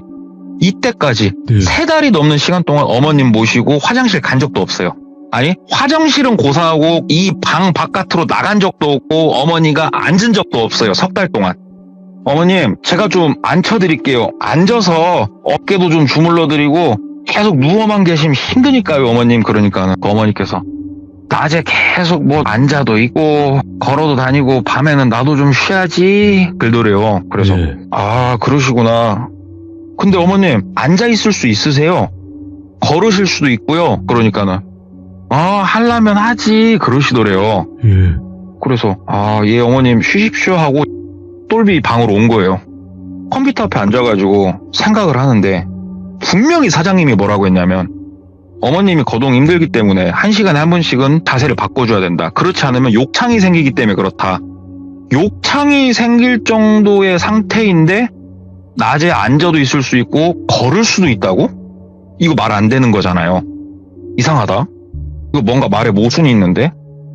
어찌됐건 뭔가 좀 찜찜은 하긴 했지만 뭐 어머님이 가서 봤을 때 진짜로 뭐 귀신 같은 것도 아니었고 본인이 다리도 주물러드리고 뭐 이렇게 열심히 했으니까 그런가 보다. 근데 뭔가 참 어머님께서 항상 기운은 없어 보이는데 좀 이상하다. 야. 그냥 이 정도로만 생각을 했대요.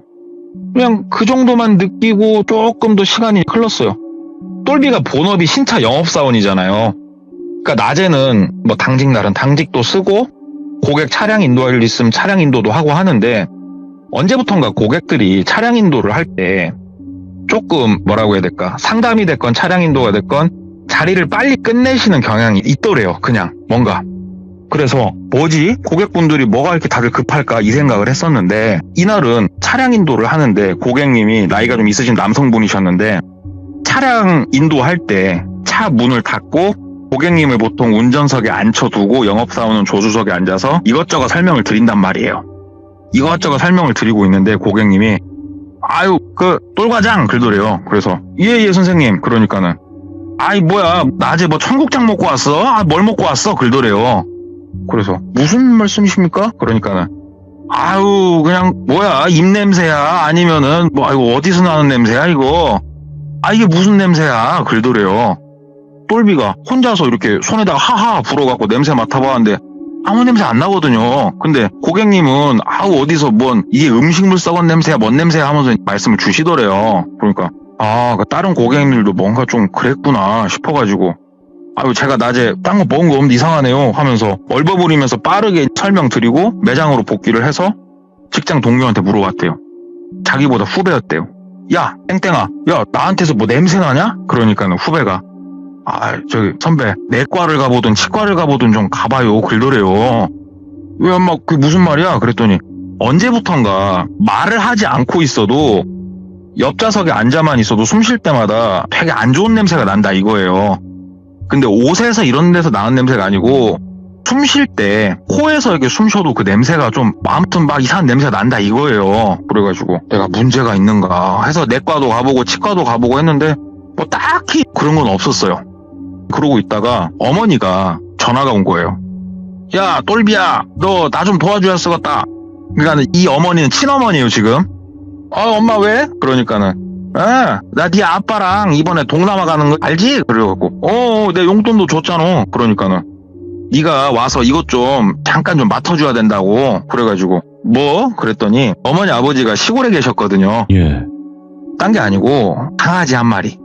강아지인데 그러니까 시골 잡종이에요. 시골 잡종 개인데 완전 새끼 말고 이제 새끼에서 조금 더 커져가지고 엄청 귀여울 때 있잖아요. 귀는 아직 쓰지도 못해가지고 막 말썽 저지르고 다닐 때 이제 뭐 새끼 한 마리를 네가 좀 밥도 좀 주고 하면서 뭐 니네 집에 데리고 있든 시골집에서 왔다 갔다 하든 한 일주일만 데리고 있으라고.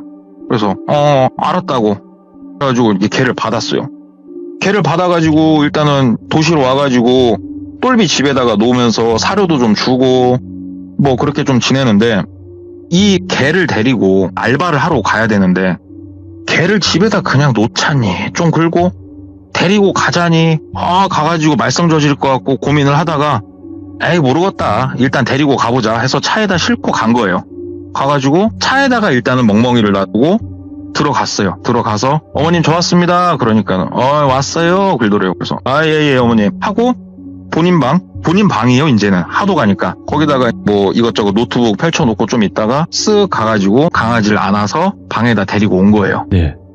근데 그 시기에 강아지들이 그렇듯이 말썽을 워낙 저지르니까 목줄, 새끼들 하는 그 목줄 해가지고 머리맡에 장롱 같은 거 하나 있었대요. 그 밑에다가 딱 껴가지고 안 움직이게 해놓고서 똘비는 거기 옆에 누워서 노는 거였어요. 놀다가 어머님한테 갔다가 그러다가 한 1시 좀 못 돼가지고 이제 잠들었어요. 쿨쿨 자고 있는데 귓가에서 네? 학 소리가 들리더래요. 예. 이게 뭔 소린가 해가지고 자다 말고 눈을 이렇게 부지하고 떠가지고 옆에 있는 핸드폰 집어들어가지고 핸드폰 전원 딱 켜가지고 이렇게 둘러보니까 바로 본인 옆에 강아지 새끼가 딱 문 쪽을 향해서 이렇게 쳐다보고 있으면서 으르렁거리는 게 아니고 숨을, 원래는 그 강아지 새끼들이 긁잖아요. 맞죠. 근데 숨소리가 이렇게 쉬고 있더래요. 천천히 깊게. 얘가 왜 그러는가 하고 강아지가 쳐다보는데 같이 이렇게 쳐다봤대요. 누군가 서 있더래요. 거실 쪽에. 뭐지? 일어났대요. 자리에서. 일어나가지고 옆에 놨던 안경 딱 쓰고 불을 켰대요. 불을 켜니까는 분명히 어머님, 그 옆방에 누워 계시던 어머님이시더래요. 어머님? 어머님이시잖아요. 왜 이렇게 부를 수밖에 없었냐면 똘비가 항상 보던 어머님은 누워 계셨잖아요. 서 있는 걸 처음 본 거예요, 지금. 그러니까 긴가민가 할 정도였대요. 어머님 뭐 필요한 거 있으세요? 그러니까 어머님이 이렇게 서가지고 있더니 화장실 가는 길이었어? 그러면서 다시 어머니 방으로 들어가시더래요. 예. 그러면서 부시시 자리에 누우시더래요. 어머님 뭐 거동엔 이상 없으세요? 그러니까는 괜찮아. 그러고 누워 계시더래요. 근데 예. 사람이 거동이 좀 불편한 늙은 나이 드신 분은 일어날 때도 힘들지만 앉을 때도 힘들거든요, 이게. 그런데 너무 자연스럽게 부드럽게 싹 앉아갖고 누우시더래요. 내가 1시간에 한 번씩 가가지고 몸을 뒤집어야 될 이유가 없는 거예요. 참 이거 별일이다 해가지고 방에 들어오니까 이 옆에 강아지 이 녀석이 숨소리가 좀 돌아와 있더래요. 다시 핵 그러는데 머리맡에 오줌을 싸놨더래요. 그러니까 이 녀석이 놀란 거죠. 누가 바깥에서 서서 보고 있으니까. 그래서 한참 막 닦고 강아지 발이랑 이런 데도 다 오줌 묻어 있었으니까 예. 강아지를 안고 화장실을 가려고 하면은 어머님 방을 지나야 됐거든요. 어머님 방 지나서 화장실 가서 불 켜고 발 물로 씻고 타올로 물 좀 이렇게 발 다시 닦아주고 어머님 방 이렇게 들어가서 어머님 편히 쉬세요 얘기를 하는데 숨이 멎는 줄 알았대요. 어머님이 안 계시더래요. 그 자리에. 강아지를 안은 상태에서 굳었대요. 뭐야? 어디 가셨어? 그래서 강아지를 황급하게 본인이 자는 방에다가 한쪽에 놓고 막 현관을 나가서 열어보고 어딜 열어보고 했는데 어머님이 안 계시더래요. 뭐야, 예. 야, 이거 일났다. 이거 어떻게 하면 좋냐. 치매가 있으셨나 보구나. 이거 어떻게 하면 좋냐 해가지고 바깥으로 나가가지고 막 뛰면서 돌아다녀 봤는데 아니 노인 양반이 100m를 10초에 달릴 것도 아니고 그렇게 부르면서 돌아다녔는데도 안 보이더래요. 그래가지고 이거 뭔 일 났다 해가지고 그 늦은 시간에 사장님한테 전화를 했대요. 사장님 이래저래 했는데 어머님이 안 보인다고. 그러니까는 아이고 그래요. 일단은 그 똘비 자네는 일단 집으로 가. 내가 알아서 어머니 어디 가실지 대충 아니까 자네는 집으로 가 그러더래요. 그래가지고 같이 찾겠습니다. 그러니까는 아니야 지금 시간 없으니까 시키는 대로 집으로 가 그러더래요. 목소리가 조금 화가 나셨더래요. 그래가지고 알았다고 해가지고 짐 챙기고 강아지 챙겨서 집으로 갔대요. 집에 가서 조금 자고 다음날 걱정되니까 사장님한테 전화를 했대요. 사장님 어머님은 찾으셨어요? 그러니까 어머님 항상 있는데 내가 안다고. 어제 놀랬지? 근데 일 올 때 그 노인 막 혼자 있고 하니까 알러지도 있고 하니까 걔 데리고 그러면 안 돼? 그러더래요. 그래서 예 알겠습니다. 죄송합니다. 전화 끊고 참 별일이 다 있다. 사장님한테 물어봐야 되나? 어머님 멀쩡하고 팔팔하시다고? 이거 어떻게 하지? 하는데 똘비 친엄마한테 전화가 왔어요. 엄마 그러니까는 발발이 잘 데리고 있지? 막 그러더래요. 그래서 발발이 잘 데리고 있지. 이 걔는 언제부터 데리고 있었어? 그러니까는 그 옆 동네 준현이 삼촌 있지? 하면서 얘기하더래요. 그분이 이번에 멍멍이들 교미시켜가지고 진짜 좋은 혈통 얻어낸 거라고 얘기를 하더래요. 그래서 뭐냐고 그랬더니 이 발발이 강아지 녀석이 삽살개하고 불개하고 섞은 거래요. 삽살개하고 불개. 그래가지고 그 녀석이 집 지키면은 참 좋다고 그래서 받았다고. 아, 그러시냐고. 알았다고 잘 데리고 있다고. 전화 끊고 멍멍이랑 이렇게 놀다가 있는데 문득 참 사람이 이게 기분이 참 오묘하대요, 그게. 와, 예. 이건 알고 있었어요.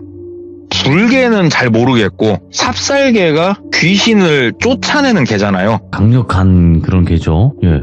네, 근데 불개도 그런 효과가 있나? 그건 모르겠는데. 불개 귀한데? 불개도? 예, 불개도 우리가 불개라고 하는데 아닌 불개도 많고 그런데 어찌됐건 옆 동네 그 준현이 삼촌이 이거는 불개 맞다고 했으니까 섞은 거. 근데 이게 생김새나 털 모양을 보아하니 삽살개 피가 섞인 건 맞는 것 같고. 그러니까 그 생각이 들더래요. 내가 본 게 혹시 에이 그러진 않겠지. 내가 이거는 조금 오버해 이런 생각이 들더래요. 그런데 항상 그냥 확인을 좀 하고 싶은 생각이 들었대요. 예. 그래서 이제 발발이 녀석을 집 한쪽에다 놓고 시동을 걸고 오늘은 알바한 날이 아니잖아요. 그 알바하는 그 집을 간 거예요. 알바하는 날이 아닌데도 조금 거기가 좀 외졌으니까 멀찌감치에다 차 대놓고 한 1분 정도 걸어서 갔어요. 뚜벅뚜벅. 왜냐면 멀리서만 봐도 알아요. 왜냐? 사장님 차가 대져있나 안 대져있나 보면 알잖아요. 봤더니 사장님 차 없더래요. 사장님이 그럼 내가 알바 안 하는 날은 어머님이 혼자 계시는 건가 이 생각이 들었대요. 예. 그래가지고 들어갔대요, 집을. 그러니까 이게 귀신이야 이런 게 아니었대요. 그때는 그냥 조금 걱정되는 마음이 있었대요. 만약에 들어가서 누구 마주치더라도 저 방에다가 제 거 뭐 좀 놓고 왔다고 말하면 되는 거니까. 들어갔는데 불 딱 꺼져 있더래요. 그래가지고 조심스럽게 본인이 자는 방으로 가면서 거실 불을 켰대요. 네. 탁 켜고 이렇게 옆을 보면은 그 어머님께서 누워 계신 자리가 항상 보이니까 이렇게 보는데 어머님께서 누워 계시더래요. 그래서 어디 뭐 나가신 건 아니었구나. 천만다행이다. 그러니까 어머님께서 누구요? 그러더래요. 그래가지고 아이 어머님 저 똘비입니다. 그러니까는 똘비구나. 안 그래도 참 심심했는데 이리 와라. 그러더래요. 그래가지고 아이 어머님 저 때문에 깨셨어요. 그러니까는 아니야 장기가 밝아. 늙으면 밤이 잠도 안 와. 그래서 옆에 갔대요. 어머님 어저께는 어디 가셨어요? 그러니까는 나도 몰라. 늙으면 뭐 기억이 났다가도 안 나고 그러면서 막 이런저런 얘기를 주저리 하시더래요. 그러면서 손 좀 줘보라고 손을 드렸대요. 그러니까 손을 한참 만지작 하면서 뭐라고 해야 될까? 전혀 개연성도 없고 뭔 말인지도 모를 말들을 계속 하시더래요. 그냥 아무 말이나 막 던지시더래요. 그래가지고 똘비가 어머님 저 오늘은 일하는 날이 아니라서 저 좀 먼저 나가볼게요. 그러니까는 안 된다고 오늘 옆에 같이 자고 가라고 막 그러시더래요. 그래가지고 아유 어머님 저도 내일 또 일하러 가야 돼. 그러니까 먼저 일어나 볼게요. 그러니까는 안 된다고 옆에 그럼 잠깐만 누워있다 가라고 막 그러더래요. 아유 어머님 에이 잠깐만 그럼 나갔다 올게요. 잠깐만. 그러니까는 안 된다고 너 나가면 나 또 집 나갈 거라고 막 그러시더래요. 완전 생떼를 쓰시더래요. 갑자기 아유 왜 그러시나. 옆에 누우라고 이거 진짜 불편해요. 이게 어머님 옆에 눕는 거잖아요. 이 옆에 이렇게 살짝 이렇게 눕는 신용만 하고 있었대요. 살짝만 고개도 이렇게 약간 든 상태로. 그러니까는 편하게 자라고. 아유 어머니 나 집에 가서 자야죠. 자장 하면서 노래를 불러주시더래요. 근데 노래를 듣고 있는데 갑자기 야 이거 발끝부터 머리끝까지 갑자기 소름이 쫙 올라오더래요. 사람이 본능적으로 뭔가 야 이거 아니다 싶더래요. 갑자기. 그래가지고 벌떡 앉았대요. 어머니 나 좀 나갈게요. 그러니까는 가지 말고 누워봐. 누워. 아유 어머니 잠깐만 화장실만 갔다 올게요. 그러니까는 어디 화장실이야. 누워봐. 여기다 오줌 싸 그냥 막 그러더래요. 그러니까 치매가 심하시구나. 근데 단순히 그렇게 생각할 게 아니에요. 지금 무서워요. 지금 뭔가 몸이. 그래서 그냥 일어나서 그 방을 나오는데 어머님이 어디가! 하고 소리를 지르시더래요. 그래갖고 아니 어머니 하는데 이리 와 하면서 어머님이 갑자기 자리에서 막 일어나시더래요. 근데 그걸 보는데 진짜 너무 무섭더래요. 느낌이 와 이거 어머님이 나 이거 잡으면 죽을 것 같다 이 느낌이 들더래요. 그래가지고 그냥 황급하게 그 집에서 신발도 못 신고 뛰어나왔대요. 뛰어나와가지고 본인 차 있는데 차 키는 주머니 있었으니까 막 달린 거예요. 차로 달려가가지고 차 시동 걸고 도망간 거예요. 거기서.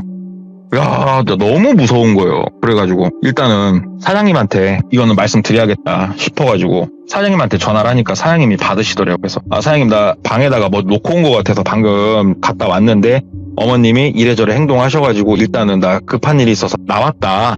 근데 내가 쓰리바랑 이렇게 바꿔가면서 내가 이렇게 오다가 신발장에 놨으니까 그 제 거니까 오해하지 마세요. 이렇게 애둘러서 말씀을 드린 거예요. 오해받을 수도 있으니까. 그러니까 사장님이 오늘 갔었구나. 안 그래도 어머님이 자꾸 찾더라니. 잠깐만 좀 왔다 가라 똘비야 그러더래요. 야. 에? 이 시간에요? 그러니까 어머님 진정이 안 돼. 잠깐만 좀 왔다 가면 안 돼? 그러더래요. 그래서 사장님 지금요? 나 좀 그런데 나 술도 이제 한잔 했고 운전하기가 좀 그래요. 그러니까 택시비 줄게 일로 와 그러더래요. 근데 이게 본능적으로 가면 안 될 것 같다는 생각이 들더래. 이유는 모른대요. 지금도 이유는 모르겠대요. 그 순간에 왜 그랬나. 안 된다고 그러니까는 나 그럼 이번 달도 돈 안 줄 거라고 막 그러시더래요. 근데 이 시간에 뭐 어떻게 하란 말씀이세요. 막 통화를 하면서 얘기를 하고 있는데 이제 방에서 통화를 하고 있었잖아요. 옆에서 발바리가 통화를 한참 하고 있는데 하면서 본인을 그렇게 째려보더래요. 야가. 네. 근데 이 새끼 녀석이 쳐다보는데 이 눈이 정말 무섭더래요. 이 녀석 눈빛이. 그래가지고 일단은 전화를 그냥 일방적으로 끊었대요. 전화를 끊고 발바라 왜 그래 나야. 근데 발바리가 진짜로 딱 째려본 상태에서 숨을 천천히 핵 쉬는데 그거 보고 있는데 갑자기 숨이 안 쉬어지더래요. 이 녀석을 보고 있는데. 그래서 본인도 막 핵 하다가 그냥 정신줄을 놨대요. 똘비가. 진짜 이유는 모르겠는데. 그리고 눈 떴을 때 아침이었대요. 눈 떠가지고 내가 꿈을 꿨나 싶었대요. 근데 신발장 나가봤더니 신발은 없고. 야, 무섭다 이 느낌이 이제 명확하게 머리에 꽂히더래요. 그 집에서 못 잔다. 이야, 이거 무섭다. 그리고 출근해가지고 직장 동료들한테 뭐 얘기하고 했는데 직장 동료들이 야, 글쎄다. 막 너 그동안 그렇게 꿀 빨면서 돈 벌고 있었구나? 어쩐지 일을 열심히 안 하더니 막 얘기를 하다가 후배들하고 점심 먹고 그 집을 가보고 싶다고 해서 갔어요. 갔더니 사장님 차는 없었고 그러니까 후배 하나가 내가 그러면은 들어갔다 와보겠다고. 사람 없으니까. 만약에 있으면은 내가 형 이름 대고 물건 찾으러 왔다고 하려니까 신발 찾으러 왔다 하면 되는 거 아니냐. 그래서 갔다 와봐라. 후배가 그 집에 들어가더니 막 뛰어나오더래요. 이 자식이. 막 욕을 하더니 들어와 보라고. 들어갔대요. 낮엔 처음 들어가요. 이 집을. 이 방이지? 그러더래요. 그래서 한번 가서 봐봐. 가서 봤대요. 어머님이 이불을 덮고 누워 계시더래요. 어머님 누워 계시는데? 그러니까는 뒤에서 후배가 형님 정신 차리고 똑바로 봐봐. 이게 어머님으로 보여? 그러더래요. 그래서 뭐라고? 낮인데도 어두웠대요. 방이. 낮인데도. 어머님 방불을 켜고 가까이 가서 보니까 와엄마 나무하고요. 지푸라기하고 진흙하고 이것저것 덕지 붙여가지고 사람 형상을 한 진흙으로 만든 인형이라고 해야 되나? 그게 하나 이불 위에 누워있더래요. 사람이 아니었어요. 사람이 아니에요. 이거 얘기한 거냐고. 사람이지. 그러니까 형님 이게 사람이야? 잠깐만 하고 이불을 확 걷었대요. 그러니까는 똘비가 이렇게 발 주물러주고 한 자리에 사람이 이렇게 손이 막 쓸렸던 자국이 있더래요. 미쳤네 형님 나가자 일단. 맞다 나가자 막 그래서 나갔대요. 그러니까 차 타고 일단 막 도망치듯이 그 후배들도 뭔가 느낌이 되게 쎄했나 봐요. 막 나갔대요. 그러더니 가는 길에 다른 후배 하나가 어디론가 전화를 막 하더래요. 그러면서 선생님 접니다. 예. 저 지금 좀 급하게 찾아뵈도 되겠냐고. 누구한테 전화한 거냐면은 본인이 무당한테 잡한 적이 있는데 그 무당한테 전화한 거예요. 아는 사람이 없으니까. 그 집으로 갔대요. 당집으로. 이 집이 용안집인지 어쩐 집인지도 몰라요 지금. 가가지고 얘기를 했대요. 쫙 얘기를 하니까는 그분이 딱 듣더니 그 사장님 가게가 어디라고? 그래서 어디 근방 어디라고. 그러니까는 거기는 당집이 없을 건데 그러더래요. 그래서 그게 무슨 말이냐. 당집도 아무데나 세우는 거 아니다고. 당집들이 모여있는 곳에는 다 이유가 있는 거다고. 무당이 모여서 살 수 있는 터가 있고 아닌 터가 있는데 그쪽 동네는 아니다고. 그냐고. 그러면서 그 집은 앞으로 가지 말라고. 너 이거 그 집 자꾸 가면은 뭔가 너 기빨려 죽는다고. 지금 너 거울 한번 보라고, 네 몰골이 어떤지. 그래가지고 안 그래도 막 후배들도 얘기하더래요. 안 그래도 요즘 얼굴색도 안 좋고 좀 그랬다고. 아, 알았다고. 알았어 하고 무당집에서 나왔는데 마음은 조금 안정이 됐대요. 무당이 여러 가지 비방도 쳐주고 해서. 근데 또 후배 놈들은 사실 너의 일이잖아요 지금. 처음에 알바했던 그 상가 건물 한번 가보자고. 그리고 또 갔대요 거기를. 가니까 정말 신기하게 고등학생 2명이 그 건물 문틈으로 막 뭘 보고 있더래요. 차 세우고 후배가 내려가서 저기 학생들 하니까 애들이 막 뛰더래요. 그러니까 후배가 막 뛰어서 쫓아가더래요. 근데 후배가 구두 신었는데 진짜 잘 뛰더래요. 그래가지고 바로 잡더래요 한 명을. 그러니까는 도망갔던 친구가 또 털레털레 걸어오고. 그래서 똘비도 내려서 얘기를 했대요. 그러니까는 후배가 니들 뭐라고 할 거 아니고 하면서 용돈 10,000원까지 주면서 니들 뭐하고 있었냐 물어보니까 이 집이 귀신 나오는 집, 귀신 부리는 집, 도깨비 할아버지 나오는 집 이걸로 되게 유명하다고 이쪽 동네에서. 와. 그래서 친구랑 큰맘 먹고 한번 구경 와봤다고 그렇게 얘기를 하더래요. 그래서 자세히 얘기해봐라. 그러니까는 이 집에서 뭐 어른들이 어려서부터 여기 근처에는 가지도 말아라. 사람 잡아먹는 사람이 있다. 막 이런 얘기가 나왔다는 거예요. 그러니까는 야 이게 뭐 진짜 이상한 곳에 내가 얽히긴 했구나. 그렇게 알고 나서 찜찜한 마음에 거기 하면 끝 했는데 문제는 사장님한테 얘기를 해야 될 거 아니에요. 사장님한테 문자를 했대요. 사장님 제가 개인적인 사유로 출근을 못 할 것 같습니다. 그동안 뭐 이뻐해 주시고 도움 주셔서 너무 감사합니다. 딱 이제 문자 보내니까 사장님 전화가 바로 오더래요. 그래서 전화를 받았더니 얼굴 보고 얘기하자고. 잠깐 집으로 좀 오라고. 못 가겠다고. 저 그만하겠다고. 그러니까는 네 거 월급 안 준다고. 안 주셔도 된다고. 사장님 다 가지시고 그걸로 좋은 데 쓰시라고. 그러니까는 빨리 집으로 한 번만 오라고. 어머님이 너 자꾸 난리 났다고. 그래서 사장님한테 말 못 하겠더래요. 그 어머님 아니고 뭐 인형 같은 거잖아. 이렇게 말 못 하겠더래요. 그래가지고 얘기를 안 했대요. 그 얘기는 안 하고 저 끊습니다. 예, 죄송합니다. 일방적으로 끊고 차단 누른 거예요. 그렇게 하고 시간이 좀 지났어요. 야. 그냥 아예 그쪽 신경 안 썼어요. 근데 그 후배 중에 한 명이 그 무당집 그날 막 도망 나온 날 무당집 같이 갔잖아요. 그 무당 선생님으로부터 얘기를 들은 거예요. 후배가 조금 더 궁금하니까 호기심 때문에. 그게 그 무당 선생님이 실제로 그 집을 갔다 왔는지 안 갔다 왔는지 모르겠대요. 그런데 이거는 그 사장님한테 들은 얘기는 아니고 그 동네 사람과 무당의 이야기를 종합한 얘기를 해드릴게요. 나이가 아주 많으신 여자 무당분이 계셨어요. 옛날에. 네네. 정말로 신기가 영험하기 그지없는 그런 분이셨대요. 그분한테는 자식처럼 여기는 남자 제자가 한 명 있었답니다. 그리고 어머니죠. 신어머니가 돌아가시고 나서 이 제자놈 영빨이 영 안 좋더랍니다. 그리고 어느 날에서부턴가 다시 영빨이 좋아지더랍니다. 그래서 동네에서 알아보니 소문이 뭐였냐. 돌아가신 신어머니를 모시고 사는 거죠. 화장을 하고 뼈가루를 흙에다 반죽을 해서 사람 모양을 만들고 눕혀서 그렇게 모시는 거죠. 이분이 어떻게 보면 영적으로 능력이 필요할 때는 사람을 구해다가 같은 집에다가 자게 만들고 옆에서 보조하게 만들고. 근데 이게 아무나 할 수는 없잖아요. 그러니까 무당이 사람을 한 명 한 명 데리고 와서 그 음식들이 있죠. 이 음식들 눈치채셨죠? 다 구판에서 나온 음식이었어요. 그것도 나중에 뭐 얘기하자면 너무 길어서 구판도 그냥 구판이 아니고요. 정말로 안 좋은 거 때려 막으려고 하는 굴 있죠. 크게 한 거네. 그런 구판에서 나온 이런 음식은 먹는 것도 아니래요. 이런 거는. 그러면 이걸 어디다 처리를 하냐? 딱딱딱딱 썰어가지고 그런 시설에다 보내버리는 거예요. 이제 이해가 되셨죠? 와. 선한 마음으로 하고 있던 게 아니에요. 그 남자 사장이, 무당이. 그렇게 처리를 하면서 겸사겸사 사람을 그렇게 한 명 한 명 데리고 오다가 무당이잖아요, 그 사장이. 얘 괜찮다 싶으면 그 집을 데려가는 거예요. 와. 그 집을 데려가도 어머니를 사람 형상으로 볼 수 있는 사람은 흔치 않답니다. 똘비는 근데 이걸 사람으로 본 거예요. 예. 옳았구나, 찾았구나.